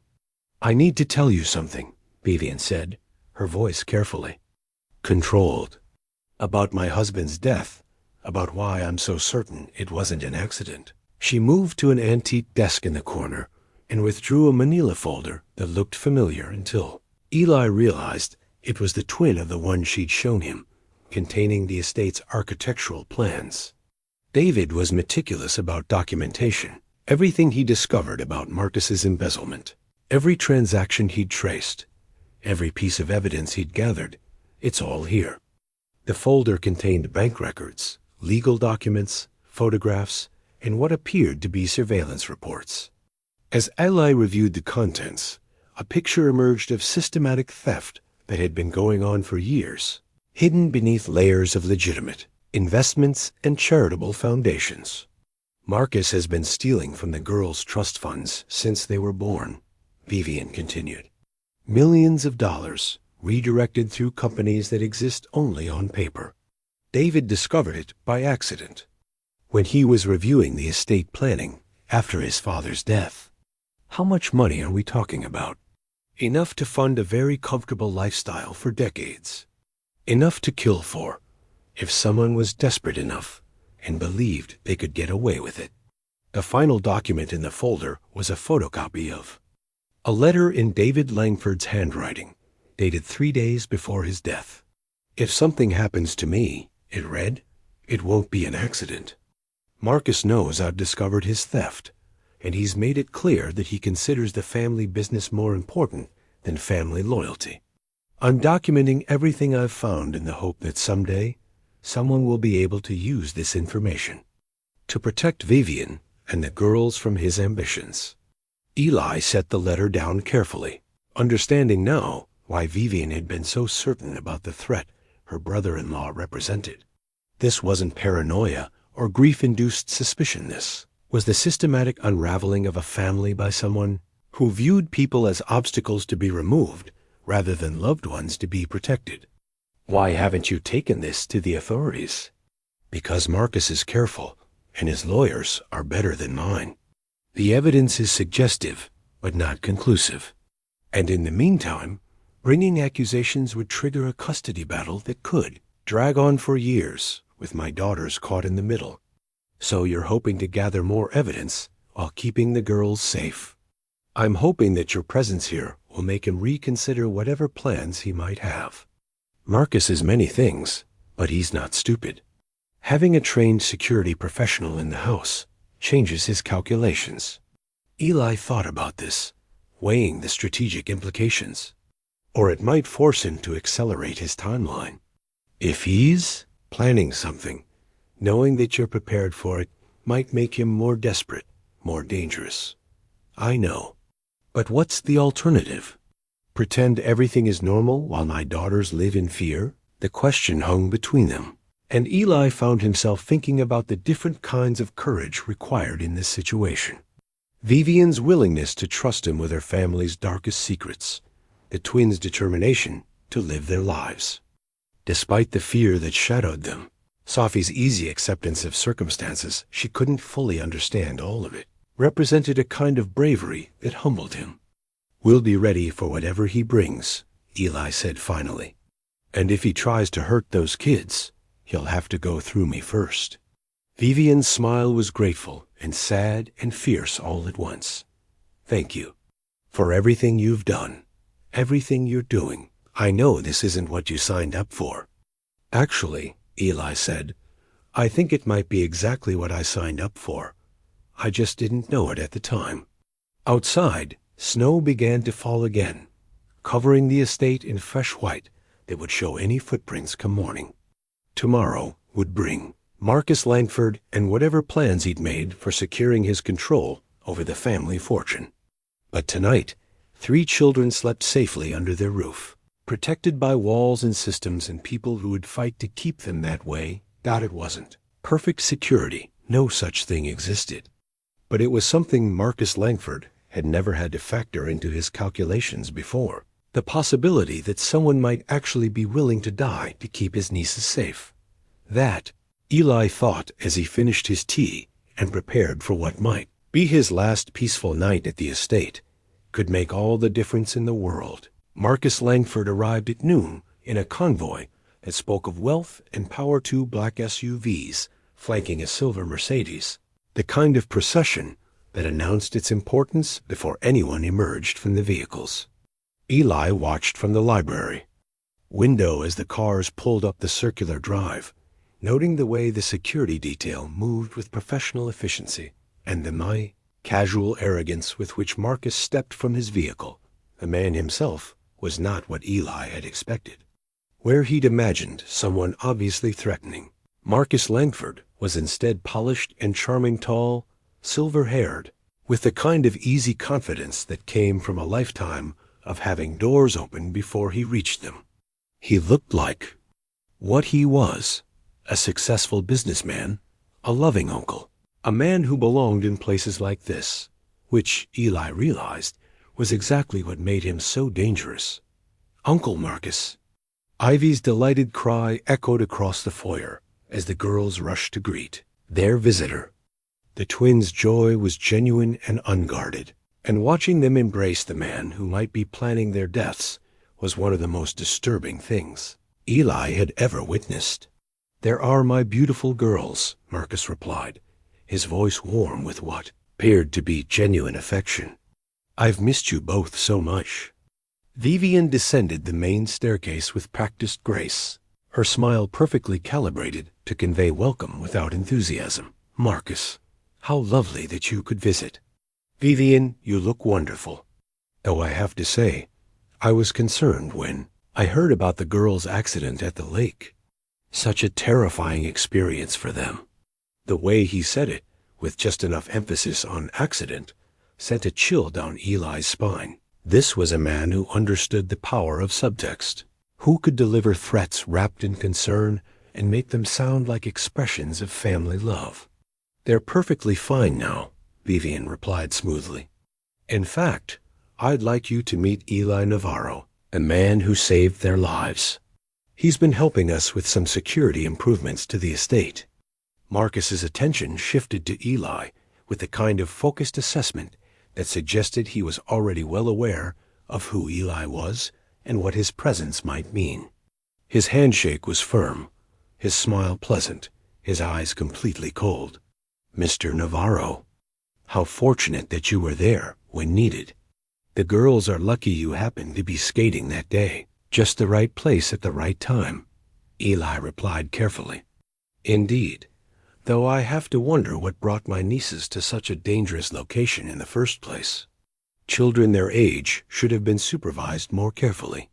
The criticism was gentle but pointed, and Eli could see Vivienne's jaw tighten slightly at the implication that she was somehow responsible for her daughter's near drowning. We were visiting friends in town, Isla said quickly. It was our idea to go skating. Marcus's smile at his niece was indulgent. Of course it was, sweetheart. Though perhaps in the future, you should let the adults know where you're going. We worry about you, you know. Over the next few hours, Eli observed Marcus with the trained eye of someone who'd learned to assess people under pressure. The man was masterful at reading a room, adapting his approach to each person's psychological profile. With the girls, he was the doting uncle who brought expensive gifts and told entertaining stories. With the staff, he was the gracious family member who remembered names and asked about personal details. With Vivienne, he was the concerned brother-in-law offering support during difficult times. And with Eli, he was something else entirely. I understand you're helping with security improvements, Marcus said during a private moment when Vivienne had taken the girls to the stables. Interesting career change from firefighting. Sometimes life takes unexpected turns. Indeed it does, though I have to say, I'm curious about what security concerns might require such extensive modifications. The estate has always been quite safe. Mrs. Langford wanted to upgrade the emergency response systems after the lake incident. Better communication, faster access to help if needed. Marcus nodded thoughtfully. Prudent, I suppose. Though one does wonder if perhaps the incident has made everyone a bit overcautious. Sometimes tragedy can make us see threats where none actually exist. The conversation was interrupted by Sofie's return from the stables, her cheeks flushed with excitement, and her clothes bearing evidence of enthusiastic horse interaction. Daddy, Ivy taught me how to brush thunder, and Isla showed me how to braid manis, and Mrs. Vivienne said maybe we could go riding tomorrow if the weather's good. Marcus's attention shifted to Sofie with interest that made Eli's protective instincts flare. And you must be Mr. Navarro's daughter. What a lovely little girl. Thank you, Sofie replied politely, though she moved closer to Eli's side. Even at 8, she possessed an intuitive sense about people that rarely failed her. I was just telling your father how fortunate it was that you were all at the lake that day. Such perfect timing. Daddy always says we should help people who need help, Sofie said simply. That's just what you do. What a wonderful philosophy. Though I suppose it must be difficult, moving to a place like this after living more modestly, quite an adjustment for a young person. A comment was delivered with Marcus's characteristic smoothness, but its implications were clear. He'd done his research on their background, knew about their financial circumstances, understood exactly how overwhelming the Langford wealth might seem to people from their world. We're managing fine, Eli said evenly. Of course you are. Though I imagine it raises questions about long-term arrangements. This kind of lifestyle can become quite addictive, especially for children. Difficult to go back to more ordinary circumstances once you've experienced all this. That evening, after Marcus had retired to the guest cottage and the girls were in bed, Eli made his security rounds with heightened vigilance. Something about the day had felt wrong, not in any obvious way, but in the subtle accumulation of small moments that didn't quite fit. He was checking the perimeter sensors when he noticed the anomaly. A brief gap in the footage from one of the exterior cameras, lasting exactly 47 seconds during Marcus's arrival. Long enough for someone to move from the vehicles to the house without being recorded, but short enough that it might be dismissed as a technical glitch. The discovery sent him immediately to the main security console, where he began reviewing all the day's recordings with systematic precision. What he found made his blood run cold. The gaps weren't random. They followed a pattern that suggested intimate knowledge of the security system's timing and positioning. Someone had been systematically creating blind spots in the coverage, windows, of time when movement around the estate would go undetected. But the truly disturbing discovery came when he cross-referenced the timing with staff schedules and found that the gaps corresponded exactly with Marcus's private conversations with various household employees. Conversations that had appeared casual, but now seemed to serve a different purpose entirely. Eli? Vivienne's voice came from behind him, and he turned to find her standing in the doorway of the security office, wrapped in her robe, but clearly wide awake. "We have a problem," he said without preamble. "Marcus didn't come here for a family visit. He came here to disable our security and recruit inside help." He showed her the evidence he'd gathered, the systematic gaps in coverage, the pattern of conversations with staff members, the way Marcus had managed to map their entire security setup during what appeared to be casual touring of the estate. "He's planning something for tonight," Eli continued. "All this was reconnaissance, preparation for whatever comes next." Vivienne sank into a chair, her face pale. "The board meeting isn't for another week. Why would he move now?" "Because he knows. We're on to him, because he's realized that waiting gives us more time to prepare, because desperate people make desperate choices." As if summoned by their conversation, Margaret Winters appeared in the doorway, her usually perfect composure cracked by obvious distress. "Mrs. Langford, I'm sorry to disturb you, but there's something you need to know about the staff meeting Marcus requested this evening." "What about it?" "He offered bonuses to anyone willing to help with a surprise he's planning for. The girls said it was a special family celebration, needed people to help with preparations during the night shift." The pieces clicked together with sickening clarity. Marcus hadn't come alone, and he hadn't come for a social visit. He'd come with a plan that required inside access, staff cooperation, and the kind of preparation that could only happen with detailed knowledge of their security measures. How many people accepted his offer? Eli asked, though he was afraid he already knew the answer. 7, Margaret replied, including both night security guards and the main house cleaning staff, which meant that right now, while they sat talking, Marcus Langford was implementing a plan that would give him access to the house, control over the security systems, and the cooperation of people who had been trusted to protect the family. "We need to move the girls to the safe room," Eli said, already mentally calculating timelines and possibilities. Now, before, the lights went out. Emergency power kicked in a second later, bathing the room in red emergency lighting that made everything look like a scene from a nightmare. In the distance, they could hear the sound of vehicles approaching, not the casual arrival of expected guests, but the purposeful movement of people who knew exactly where they were going and what they intended to do. "The safe room," Eli repeated urgently. "We need to get everyone there before they reach the main house." But even as he said it, he could hear footsteps in the corridor outside, too many footsteps, moving with too much coordination to be anything but the implementation of a carefully planned assault on the family he'd sworn to protect. The war for the Langford estate had begun, and Eli was no longer sure they were prepared for the battle that was coming. The sound of approaching footsteps galvanized Eli into action. Years of emergency response training kicked in, his mind automatically shifting into crisis mode as he assessed their situation with tactical precision.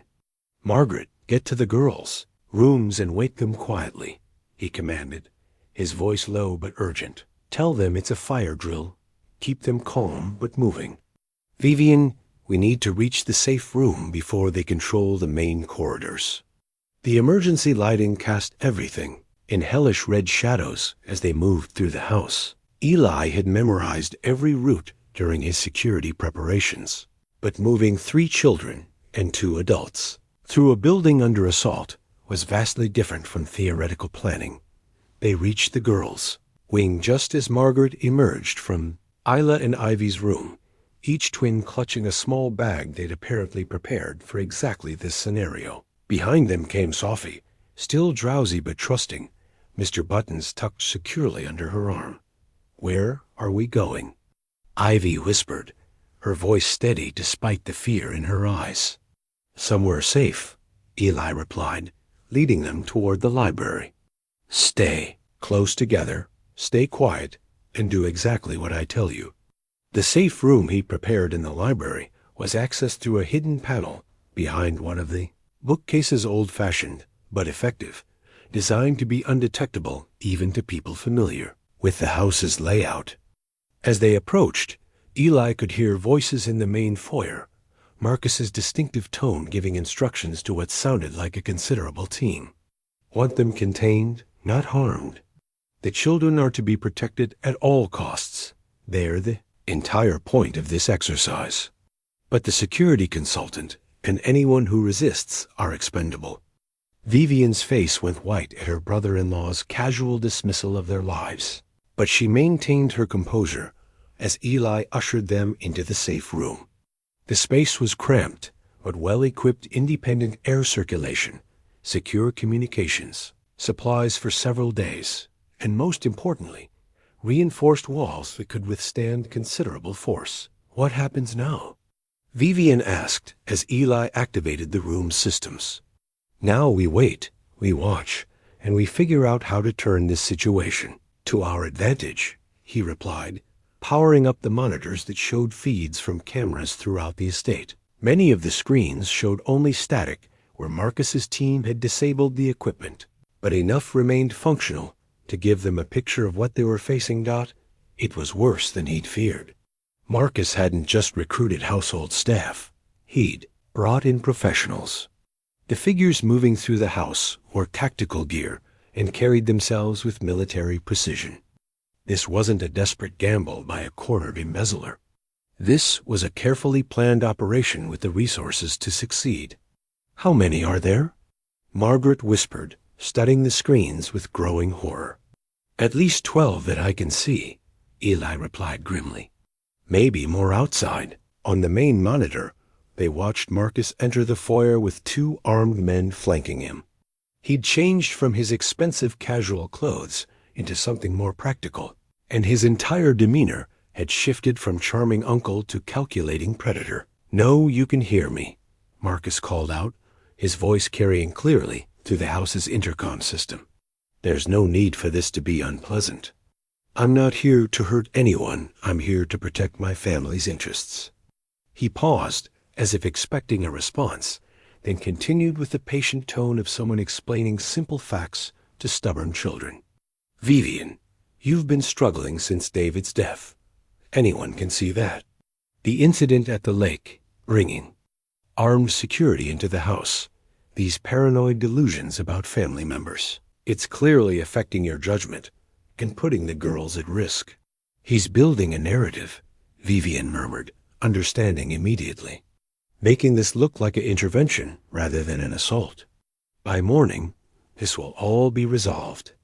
Marcus continued, "The girls will be safe with family who can properly protect them, and you'll get the help you obviously need. There's no shame in admitting when the pressure has become too much." Eli switched between camera feeds, watching Marcus's team systematically search the house. They moved with disturbing efficiency, clearly working from detailed floor plans that showed every room, every hiding place, every potential escape route. "He's done this before," Eli realized aloud. "This isn't desperation. It's a practiced operation." "What do you mean?" Vivienne asked. "The coordination, the resources, the way they're moving through the house. Marcus has been planning this for months, maybe longer.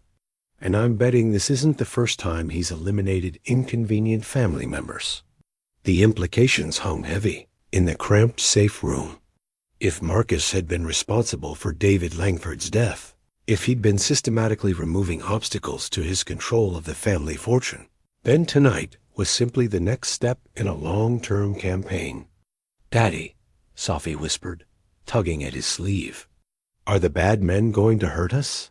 The question, asked with the directness that only children possessed, cut through all the tactical considerations and strategic planning. These weren't just assets to be protected or problems to be solved. They were kids who deserved to feel safe in their own home. "No, sweetheart," Eli said firmly. "I won't let anyone hurt you." "We should call the police," Margaret suggested, but Eli was already shaking his head. "Look at the monitoring station," he said, pointing to one of the screens that showed the estate's main communication hub. Two of Marcus's people were working on the equipment with a kind of expertise that suggested extensive preparation. "They've cut the landlines and are jamming cell signals. We're isolated." "What about the emergency radio in the stables?" "Probably compromised too. Marcus has had weeks to identify every communication method available to us." On the main screen, they watched Marcus check his watch and nod to one of his men. The systematic search was being replaced by something more targeted. They were focusing their efforts on areas where a hidden room might be located. "They'll find us eventually," Vivienne said quietly, her voice steady but strained. "This room isn't a permanent solution." "No," Eli agreed, "but it buys us time to even the odds." He turned to Margaret with a kind of focused intensity that came from years of making life-and-death decisions under pressure. "How well do you know the service tunnels under the house? The old utility passages?" "I haven't been down there in years, but I think I remember the layout." "Good enough. I need you to take the girls through the tunnels to the groundskeeper's cottage. It's far enough from the main house that Marcus might not have people watching it yet. What about you?" Vivienne asked, though her tone suggested she already knew the answer. "I'm going to create a distraction. Give you time to get the children to safety before trying to reach help." "That's suicide. There are too many of them." "Maybe, but sitting here waiting for them to find us is definitely suicide. At least this way, the kids have a chance." Isla, who had been listening with the intense focus she brought to everything important, stepped forward. "Mr. Eli, there's something you should know about Uncle Marcus." "What is it, sweetheart?" "The night before we went to the lake, we heard him talking on the phone. He wasn't just talking about money. He was talking about making us disappear permanently. He said accidents happen to children all the time." The words, delivered in Isla's careful, matter-of-fact tone, crystallized everything Eli had suspected about Marcus's ultimate intentions. This wasn't about custody or legal guardianship. This was about eliminating witnesses to his crimes and obstacles to his ambitions. "Thank you for telling me," Eli said gently. "That helps me understand what we're really dealing with." Ivy stepped forward to stand beside her sister. "We're not scared," she said with a kind of fierce bravery that reminded him these children had already survived more than most adults ever faced. "And we trust you to keep us safe." The simple declaration of faith from an 11-year-old girl was both humbling and terrifying. These children were counting on him to make the right choices, to protect them from a threat that had already claimed their father and was now coming for them. "All right," Eli said, activating the hidden panel that would give them access to the service tunnels. "Margaret, you lead. Vivienne and the girls follow. Stay together, stay quiet, and don't stop until you reach the cottage." "What if they're watching the cottage too?" Vivienne asked. "Then you keep going until you reach the main road. Flag down the first car you see and get to the police station in town. Tell them Marcus Langford is holding the estate by force and that federal assistance is needed." As they prepared to leave the safe room, Eli made final checks of his equipment, the emergency radio that might still work despite the jamming, the basic tools that might help him move unseen through the house, and the service pistol he'd hoped never to use in this context. "Eli," Vivienne said as the others started into the tunnel, "thank you for everything. If we don't make it out of this, you will," he interrupted firmly. "All of you. That's a promise." She studied his face for a moment, then nodded. "Be careful.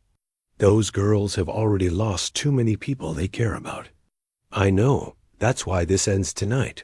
As they disappeared into the tunnels, Eli sealed the hidden panel and turned his attention to the monitors. Marcus's team was closing in on the library, their search becoming more focused and systematic. In maybe 10 minutes, they would discover the safe room and realize their targets had escaped, which gave him exactly 10 minutes to create the kind of chaos that would keep a dozen armed professionals focused on him. Instead of pursuing 3 children and 2 women through the darkness, 10 minutes to even odds that were stacked. Impossibly against him. 10 minutes to keep a promise he'd made to children, who deserved to live long enough to grow up. Eli checked his watch, said a quiet prayer for the family he was trying to protect, and prepared to start the most important firefight of his life. Eli waited until the sounds of movement in the corridor reached the library's outer door before he acted. His plan was simple in concept, complex in execution. Create enough chaos to draw Marcus's entire team away from any pursuit of the escaping family, while positioning himself to either escape or make a final stand if necessary. The library's gas fireplace became his first weapon. Years of firefighting had taught him that controlled fires could be as useful as extinguished ones, and the decorative logs were arranged to create maximum smoke and confusion when ignited. He triggered the emergency sprinkler system manually, adding water damage to the mix and ensuring that anyone entering the room would face limited visibility and treacherous footing. Next came the security system itself. Instead of trying to restore the disabled cameras, Eli began systematically overloading the electrical circuits that powered them. The resulting power surges would cascade through the house's main electrical system, creating blackouts and equipment failures that would force Marcus's team to operate in darkness. "There," he whispered as the first explosions of sparking electrical panels echoed through the house. "Let's see how professional you are when you can't see what you're shooting at." The hidden panel behind the bookcase had a manual release that could only be operated from inside the safe room. Eli triggered it just as the library door burst open, allowing the first of Marcus's men to discover the concealed space. Just as he slipped out through the room's secondary exit, a passage that led to the estate's central utility area. "Target located." The shout echoed behind him, followed immediately by commands being relayed through radio communications. "Safe room in the library appears empty. Subjects have fled through service passages." Perfect. Now Marcus would have to split his forces between pursuing the family and containing him. And in the utility areas beneath the house, Eli would have advantages that professional soldiers lacked: intimate knowledge of the terrain and the ability to use the building's infrastructure as both weapon and shield. The utility tunnels were a maze of pipes, electrical conduits, and mechanical systems that had been expanded and modified over decades. Eli moved through them with the confidence of someone who'd spent weeks learning every junction, every access point, every potential choke point where a single person might hold off multiple attackers. His first stop was the main electrical panel for the house. If Marcus wanted to operate in the dark, Eli would give him more darkness than he could handle. The master breakers controlled everything from lighting to security systems to communications equipment. One by one, he began throwing switches, plunging different sections of the estate into complete blackness. "Communications are down." The voice came from somewhere above him, transmitted through floor vents that carried sound between levels. "We're losing power in sections 2 through 5. Find that bastard." Marcus's voice, no longer smooth and controlled, but sharp with anger and frustration. "He's using the infrastructure against us." Eli smiled grimly as he moved to his next target, the estate's water pressure system. The house relied on a complex network of pumps and pressure tanks to maintain water service throughout the sprawling structure. A few strategic valve adjustments would eliminate water pressure to everything except the fire suppression systems, which he could then activate remotely to flood specific areas. The sound of boots on metal stairs echoed through the tie, tunnels as Marcus's team began their descent into the utility areas. But down here, their numbers were less of an advantage. The passages were narrow, forcing them to move single file, and Eli had multiple routes between any 2 points, while they were limited to following his trail. His emergency radio crackled. To life a sign that he was far enough from the main jamming equipment to get a signal through. "This is Eli Navarro at the Langford estate." He transmitted on the emergency frequency used by local law enforcement. "We have an armed assault in progress. Multiple hostiles with military-grade equipment. Request immediate assistance and federal backup." The response came back quickly. "Copy that, Mr. Navarro. Units are en route, but ETA is 20 minutes minimum. Can you maintain your position?" 20 minutes. In a firefight, that was an eternity. But it was also hope confirmation that help was coming, and that he only needed to stay alive and keep Marcus's attention long enough for professional reinforcements to arrive. "Understood. Be advised that children and civilians are evacuating through the northern grounds. Do not engage anyone fleeing the property." "Copy. Good luck." Eli clipped the radio to his belt and continued deeper into the tunnels, heading for the estate's heating system. If he could disable the boilers, the resulting temperature drop would fog every window in the house while making anyone inside increasingly uncomfortable. More importantly, it would force Marcus to make a choice between comfort and pursuit. The sound of his pursuers was getting closer, their flashlight beams creating dancing shadows in the narrow passages. Eli reached the boiler room just as the first of them rounded the corner behind him, close enough that the man's shout of "Target acquired" was immediately followed by the sharp crack of gunfire. The bullets sparked off metal pipes and concrete walls, filling the confined space with ricochets and the acrid smell of gunpowder. Eli dove behind a massive boiler unit, using its bulk as cover while he assessed his situation. 3 men, possibly 4, armed with automatic weapons and moving with tactical precision. In an open firefight, he was outgunned and outnumbered. But this wasn't an open space, and he wasn't fighting by their rules. The boiler room contained dozens of pressurized systems, any one of which could become a weapon if handled correctly. Eli found the main steam line and began adjusting the release valves, filling the room with scalding vapor that would limit visibility while making movement dangerous for anyone who didn't know the exact layout. "Can't see shit in here," one of his pursuers shouted. "Fall back and get thermal imaging." But Eli was already moving, using the steam's cover to reach the room's secondary exit. The estate's original builders had designed the utility areas with multiple access points, understanding that maintenance work required flexibility and safety options. As he slipped through the exit, Eli heard the distinctive sound of breaking glass from somewhere above windows being shattered, either by his electrical surges or by Marcus's team trying to restore communications. Either way, it meant his distraction was working.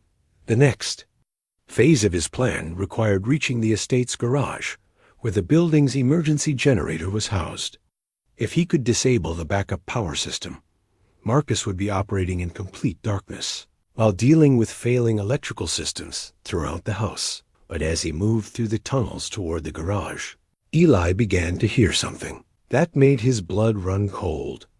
Children's voices, distant but unmistakable, coming from the direction of the main house rather than the northern grounds, where they should have been heading to safety. Either the family's escape had been compromised, or Marcus had been clever enough to use recordings to lure him back into the open.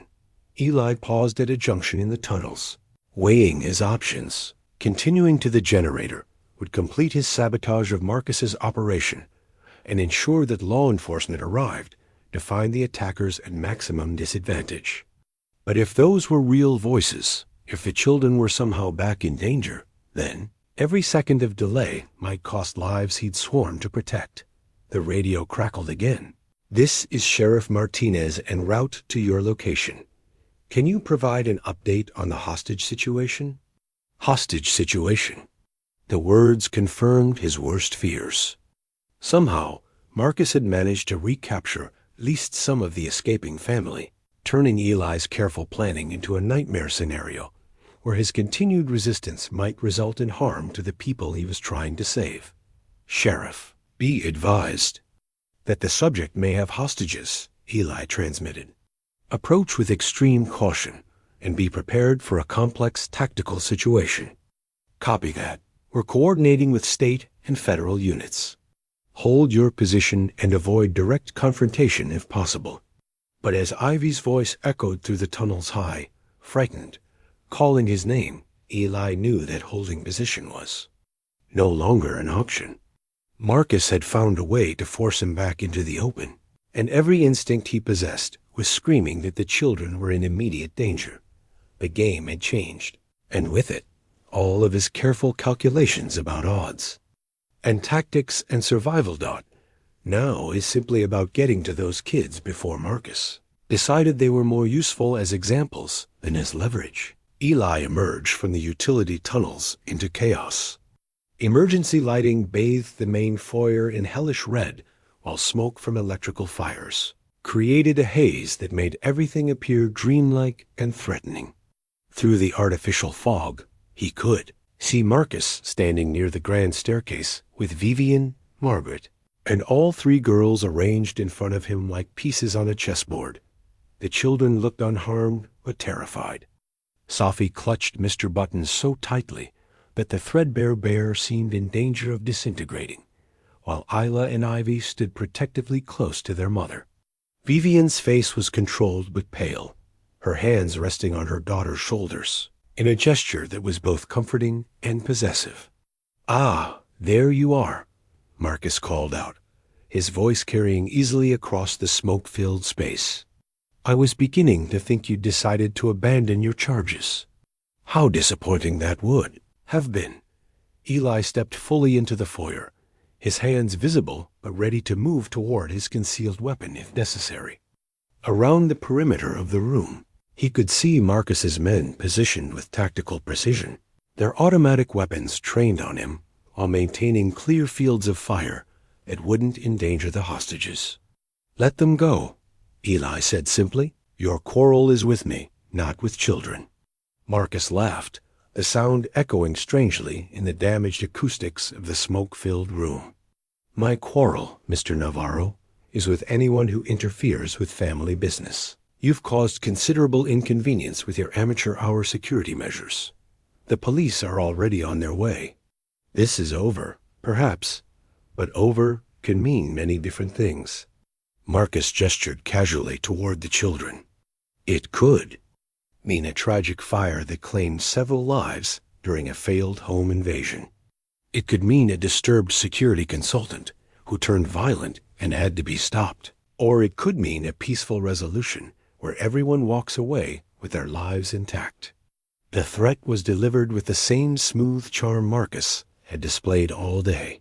But now the mask had slipped enough to reveal the calculating predator underneath. This was a man who had killed before and would kill again if it served his purposes. "What do you want?" Eli asked, though he suspected he already knew the answer. "I want you to put down any weapons you're carrying and join our little family gathering. Then we're all going to wait together for the authorities to arrive, and you're going to explain to them how this was all a terrible misunderstanding caused by your paranoid delusions about perfectly innocent family business." Vivienne's eyes met Eli's across the smoky space, and he could read the message there clearly. Marcus had already threatened the children's lives to ensure her cooperation. She was being forced to choose between protecting her daughters and protecting him, and they both knew which choice any mother would make. "It's all right," she said quietly. "Do what he asks." But Eli was already calculating angles and distances, assessing the tactical situation with the trained eye of someone who'd spent years making split-second decisions under pressure. Marcus's positioning was good, but not perfect. His men were disciplined, but focused on Eli rather than watching for threats from other directions.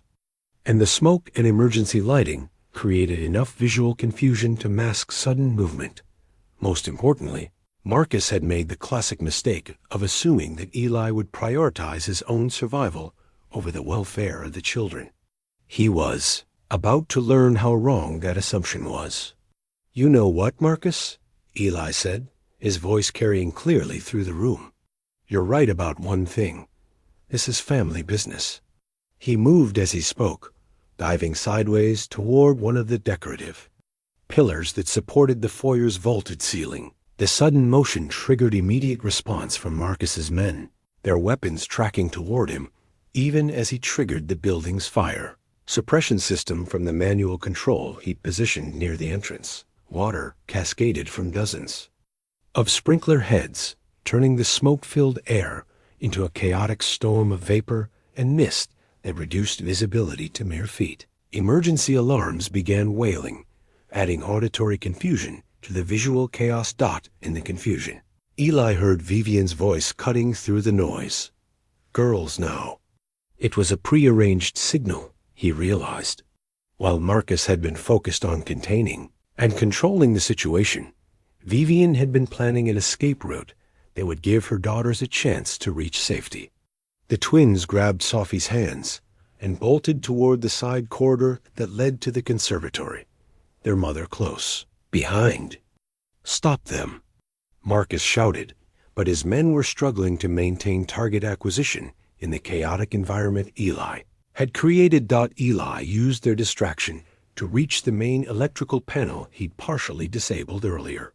A few quick adjustments plunged the entire foyer into complete darkness, leaving only the red emergency lighting to guide movement. In the darkness and confusion, the professional soldiers' advantages in numbers and firepower were significantly reduced. "Find those children." Marcus's voice had lost all pretense of charm, revealing the rage and desperation underneath. "They don't leave this house alive." The declaration crystallized everything for Eli. This wasn't about money or legal custody or family business. This was about a man willing to murder children to protect his secrets. And that made Marcus Langford the most dangerous kind of predator, one with nothing left to lose. Eli drew his weapon and began moving through the chaos toward the sound of Marcus's voice. The emergency lighting created shifting shadows that concealed movement or revealing glimpses of armed figures, trying to coordinate their response to a situation that had spiraled far beyond their control. Burst of automatic gunfire erupted somewhere behind him, one of Marcus's men firing at shadows, the muzzle flash briefly illuminating the water-soaked foyer before darkness returned. The shots went wide, but they confirmed that the attackers were becoming desperate, willing to risk hitting each other rather than lose control of the situation. "Mr. Eli." Sofie's voice came from the direction of the conservatory, high and frightened, but blessedly alive. "The door's locked." Marcus had thought of everything, including sealing the escape routes to prevent exactly this kind of breakout attempt. The children and Vivienne were trapped in the conservatory, a room with floor-to-ceiling windows that offered visibility, but no protection from determined attackers.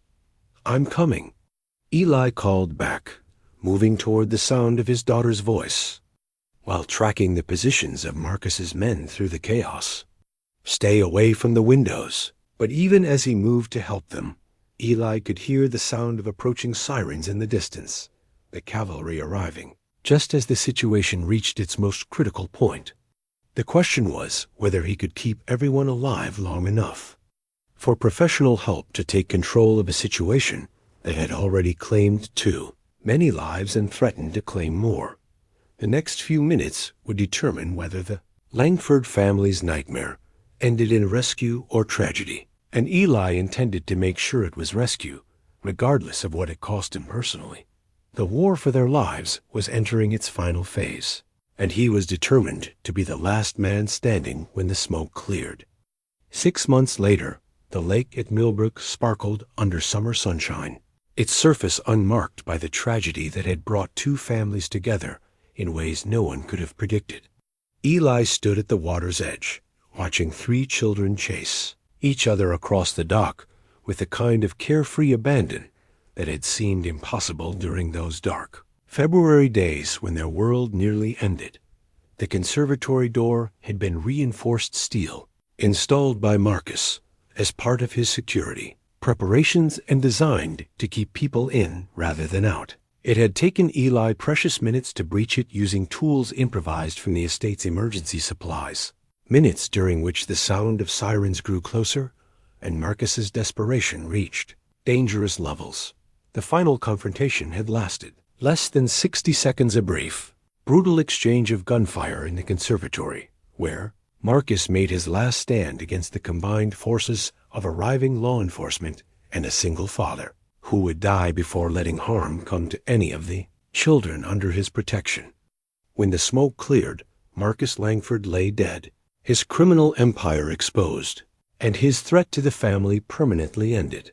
The legal aftermath had been complex but conclusive. David Langford's hidden documentation, combined with evidence gathered during the assault on the estate, had provided more than enough proof of Marcus's embezzlement and murder conspiracy. The Langford family fortune was secure, the children's trust funds restored, and Vivienne's custody of her daughters never again questioned. But for Eli, watching his daughter teach her newfound sisters how to skip stones across the calm water, the real victory was simpler and more profound. These children were alive, safe, and learning to trust the world again. "Daddy, watch this," Sofie called out, executing a perfect stone skip that sent ripples across the lake's surface. Her technique had improved dramatically over the summer, though Eli suspected that had less to do with practice and more to do with having patient teachers who found joy in sharing their knowledge. Isla and Ivy had transformed over the months. Since that terrible night, the haunted look that had shadowed their eyes was gradually being replaced by the natural confidence of children who no longer lived in fear. They still had nightmares sometimes, still startled at unexpected sounds, but they were healing with the resilience that childhood provides to those lucky enough to be surrounded by love and safety. "Excellent form," Eli called back, settling into the Adirondack chair that Vivienne had insisted on placing beside the dock. The chair was solid, comfortable, and expensive, much like everything else in his new life, though he was gradually learning to accept luxury as something other than a burden or a trap. The marriage had been Vivienne's idea, proposed with the same directness she brought to all important decisions. "I love you," she'd said simply. 6 weeks after the estate siege had ended and their lives had settled into something resembling normalcy. "The girls love you. Sofie loves us. Why pretend? This is temporary when we all know it's not." The wedding had taken place here by the lake, with the whole town of Millbrook in attendance and enough media coverage to satisfy the society pages without overwhelming the intimate nature of the ceremony. Dr. Chun had served as Vivienne's maid of honor, while Murphy had grumbled his way through the role of best man with obvious pride barely concealed beneath his protests about fancy clothes and fancy people. "You're brooding again," Vivienne observed, settling into the chair beside him with 2 glasses of iced tea and the comfortable ease of someone who'd learned to read his moods with uncanny accuracy. "Just thinking about how much has changed," Eli replied, accepting the glass and watching their daughters, all 3 of them now, officially and completely continue their stone-skipping competition. The estate had been rebuilt and redesigned, with input from both of them. The security measures remained, but were less obvious, integrated into a home that prioritized warmth and family life over fortress-like protection. The staff had been vetted and expanded, but the atmosphere was more summer camp than armed compound. Most importantly, the children had real friends now, classmates from the local school where all 3 girls had enrolled, neighbors' kids who came for sleepovers and pool parties. The kind of normal childhood relationships that money couldn't buy, but safety and stability could nurture. "Margaret called this morning," Vivienne said, settling back in her chair with the satisfied expression of someone watching a well-executed plan come to fruition. The foundation board approved funding for the new community center in Millbrook. Construction starts next month. The Langford Family Foundation had been Vivienne's response to their experience with the town that had sheltered them during their crisis. Rather than simply write checks, she'd committed to long-term investment in the community that had embraced the new facilities, educational programs, job training, and infrastructure improvements that would help Millbrook thrive rather than merely survive. "Murphy's excited about the workshop space," Eli said. "He's already planning classes on home repair and basic electrical work, and Dr. Chun is designing the health clinic. She says having modern equipment will let her provide services that currently require trips to the county hospital." It was, Eli reflected, a perfect example of how Vivienne approached problems, not just solving the immediate issue, but creating systemic improvements that would benefit everyone involved. The foundation work had become her passion, a way of using the Langford resources to build the kind of community she wanted her daughters to grow up in. "Daddy!" Ivy's voice carried across the water as she executed an impressive 7-skip throw. "Did you see that?" "I beat Isla's record." "I saw it," he called back. "That was amazing." The girls had maintained their distinct personalities despite their identical appearance. Isla was the planner, the one who thought through every angle before acting. Ivy was the risk-taker, the one who leaped first and considered consequences later. Sofie had become the bridge between them, translating between their different approaches to life with the diplomatic skills of someone who'd learned early how to navigate complex family dynamics. As afternoon faded toward evening, they gathered on the dock for the ritual that had evolved naturally over the summer month, sharing the best parts of their day while watching the sun set behind the mountains that surrounded their valley. "I learned how to braid friendship bracelets," Sofie announced, displaying her wrist where 3 colorful bands represented the bonds that had transformed all their lives. "I finished the first chapter of my story about the 3 princesses who saved their kingdom," Isla added, her love of writing having blossomed once she felt safe enough to imagine happy endings. "And I convinced Chef Williams to teach me how to make chocolate chip cookies from scratch," Ivy concluded with satisfaction. "Tomorrow we're making enough for everyone at the community center groundbreaking." Eli listened to their reports with the deep contentment of someone who'd found his place in the world after years of searching. These evening conversations had become the anchor point of their family life, a daily reminder that they'd all chosen to be here, together, building something beautiful from the ashes of tragedy and loss. "What about you, Mom?" Sofie asked, using the title that had evolved naturally over the months of shared life and shared love. "I had a wonderful day watching my 3 favorite people discover that they're all champions at stone skipping," Vivienne replied, her voice warm with the kind of happiness that comes from contentment rather than excitement. "And you, Daddy?" Eli looked around at the faces turned toward him, 3 children who trusted him completely, a woman who'd chosen to build a life with him, despite the dramatic differences in their backgrounds, a community that had embraced them as family. The lake stretched before them, peaceful and safe, its dark depths holding none of the terror they'd once represented. "I had a perfect day," he said simply. "Same as yesterday, same as I expect tomorrow will be." As stars began to appear in the darkening sky, they walked back toward the house together, not the fortress it had once been, but a true home filled with laughter and love and the comfortable chaos of family life. Behind them, the lake reflected the first stars, its surface calm and unmarked by the storms that had once threatened to drown them all. Tomorrow would bring new challenges, new adventures, new opportunities to protect and nurture the family they'd chosen to create together. But tonight, as Eli tucked 3 children into beds that were safe and warm and surrounded by people who would fight to keep them that way, he reflected on the strange paths that had led them all to this moment. Sometimes the most precious things in life came from the most unexpected places. Sometimes the greatest love grew from the darkest circumstances. And sometimes If you were very lucky and very brave, you got the chance to save someone who ended up saving you in return.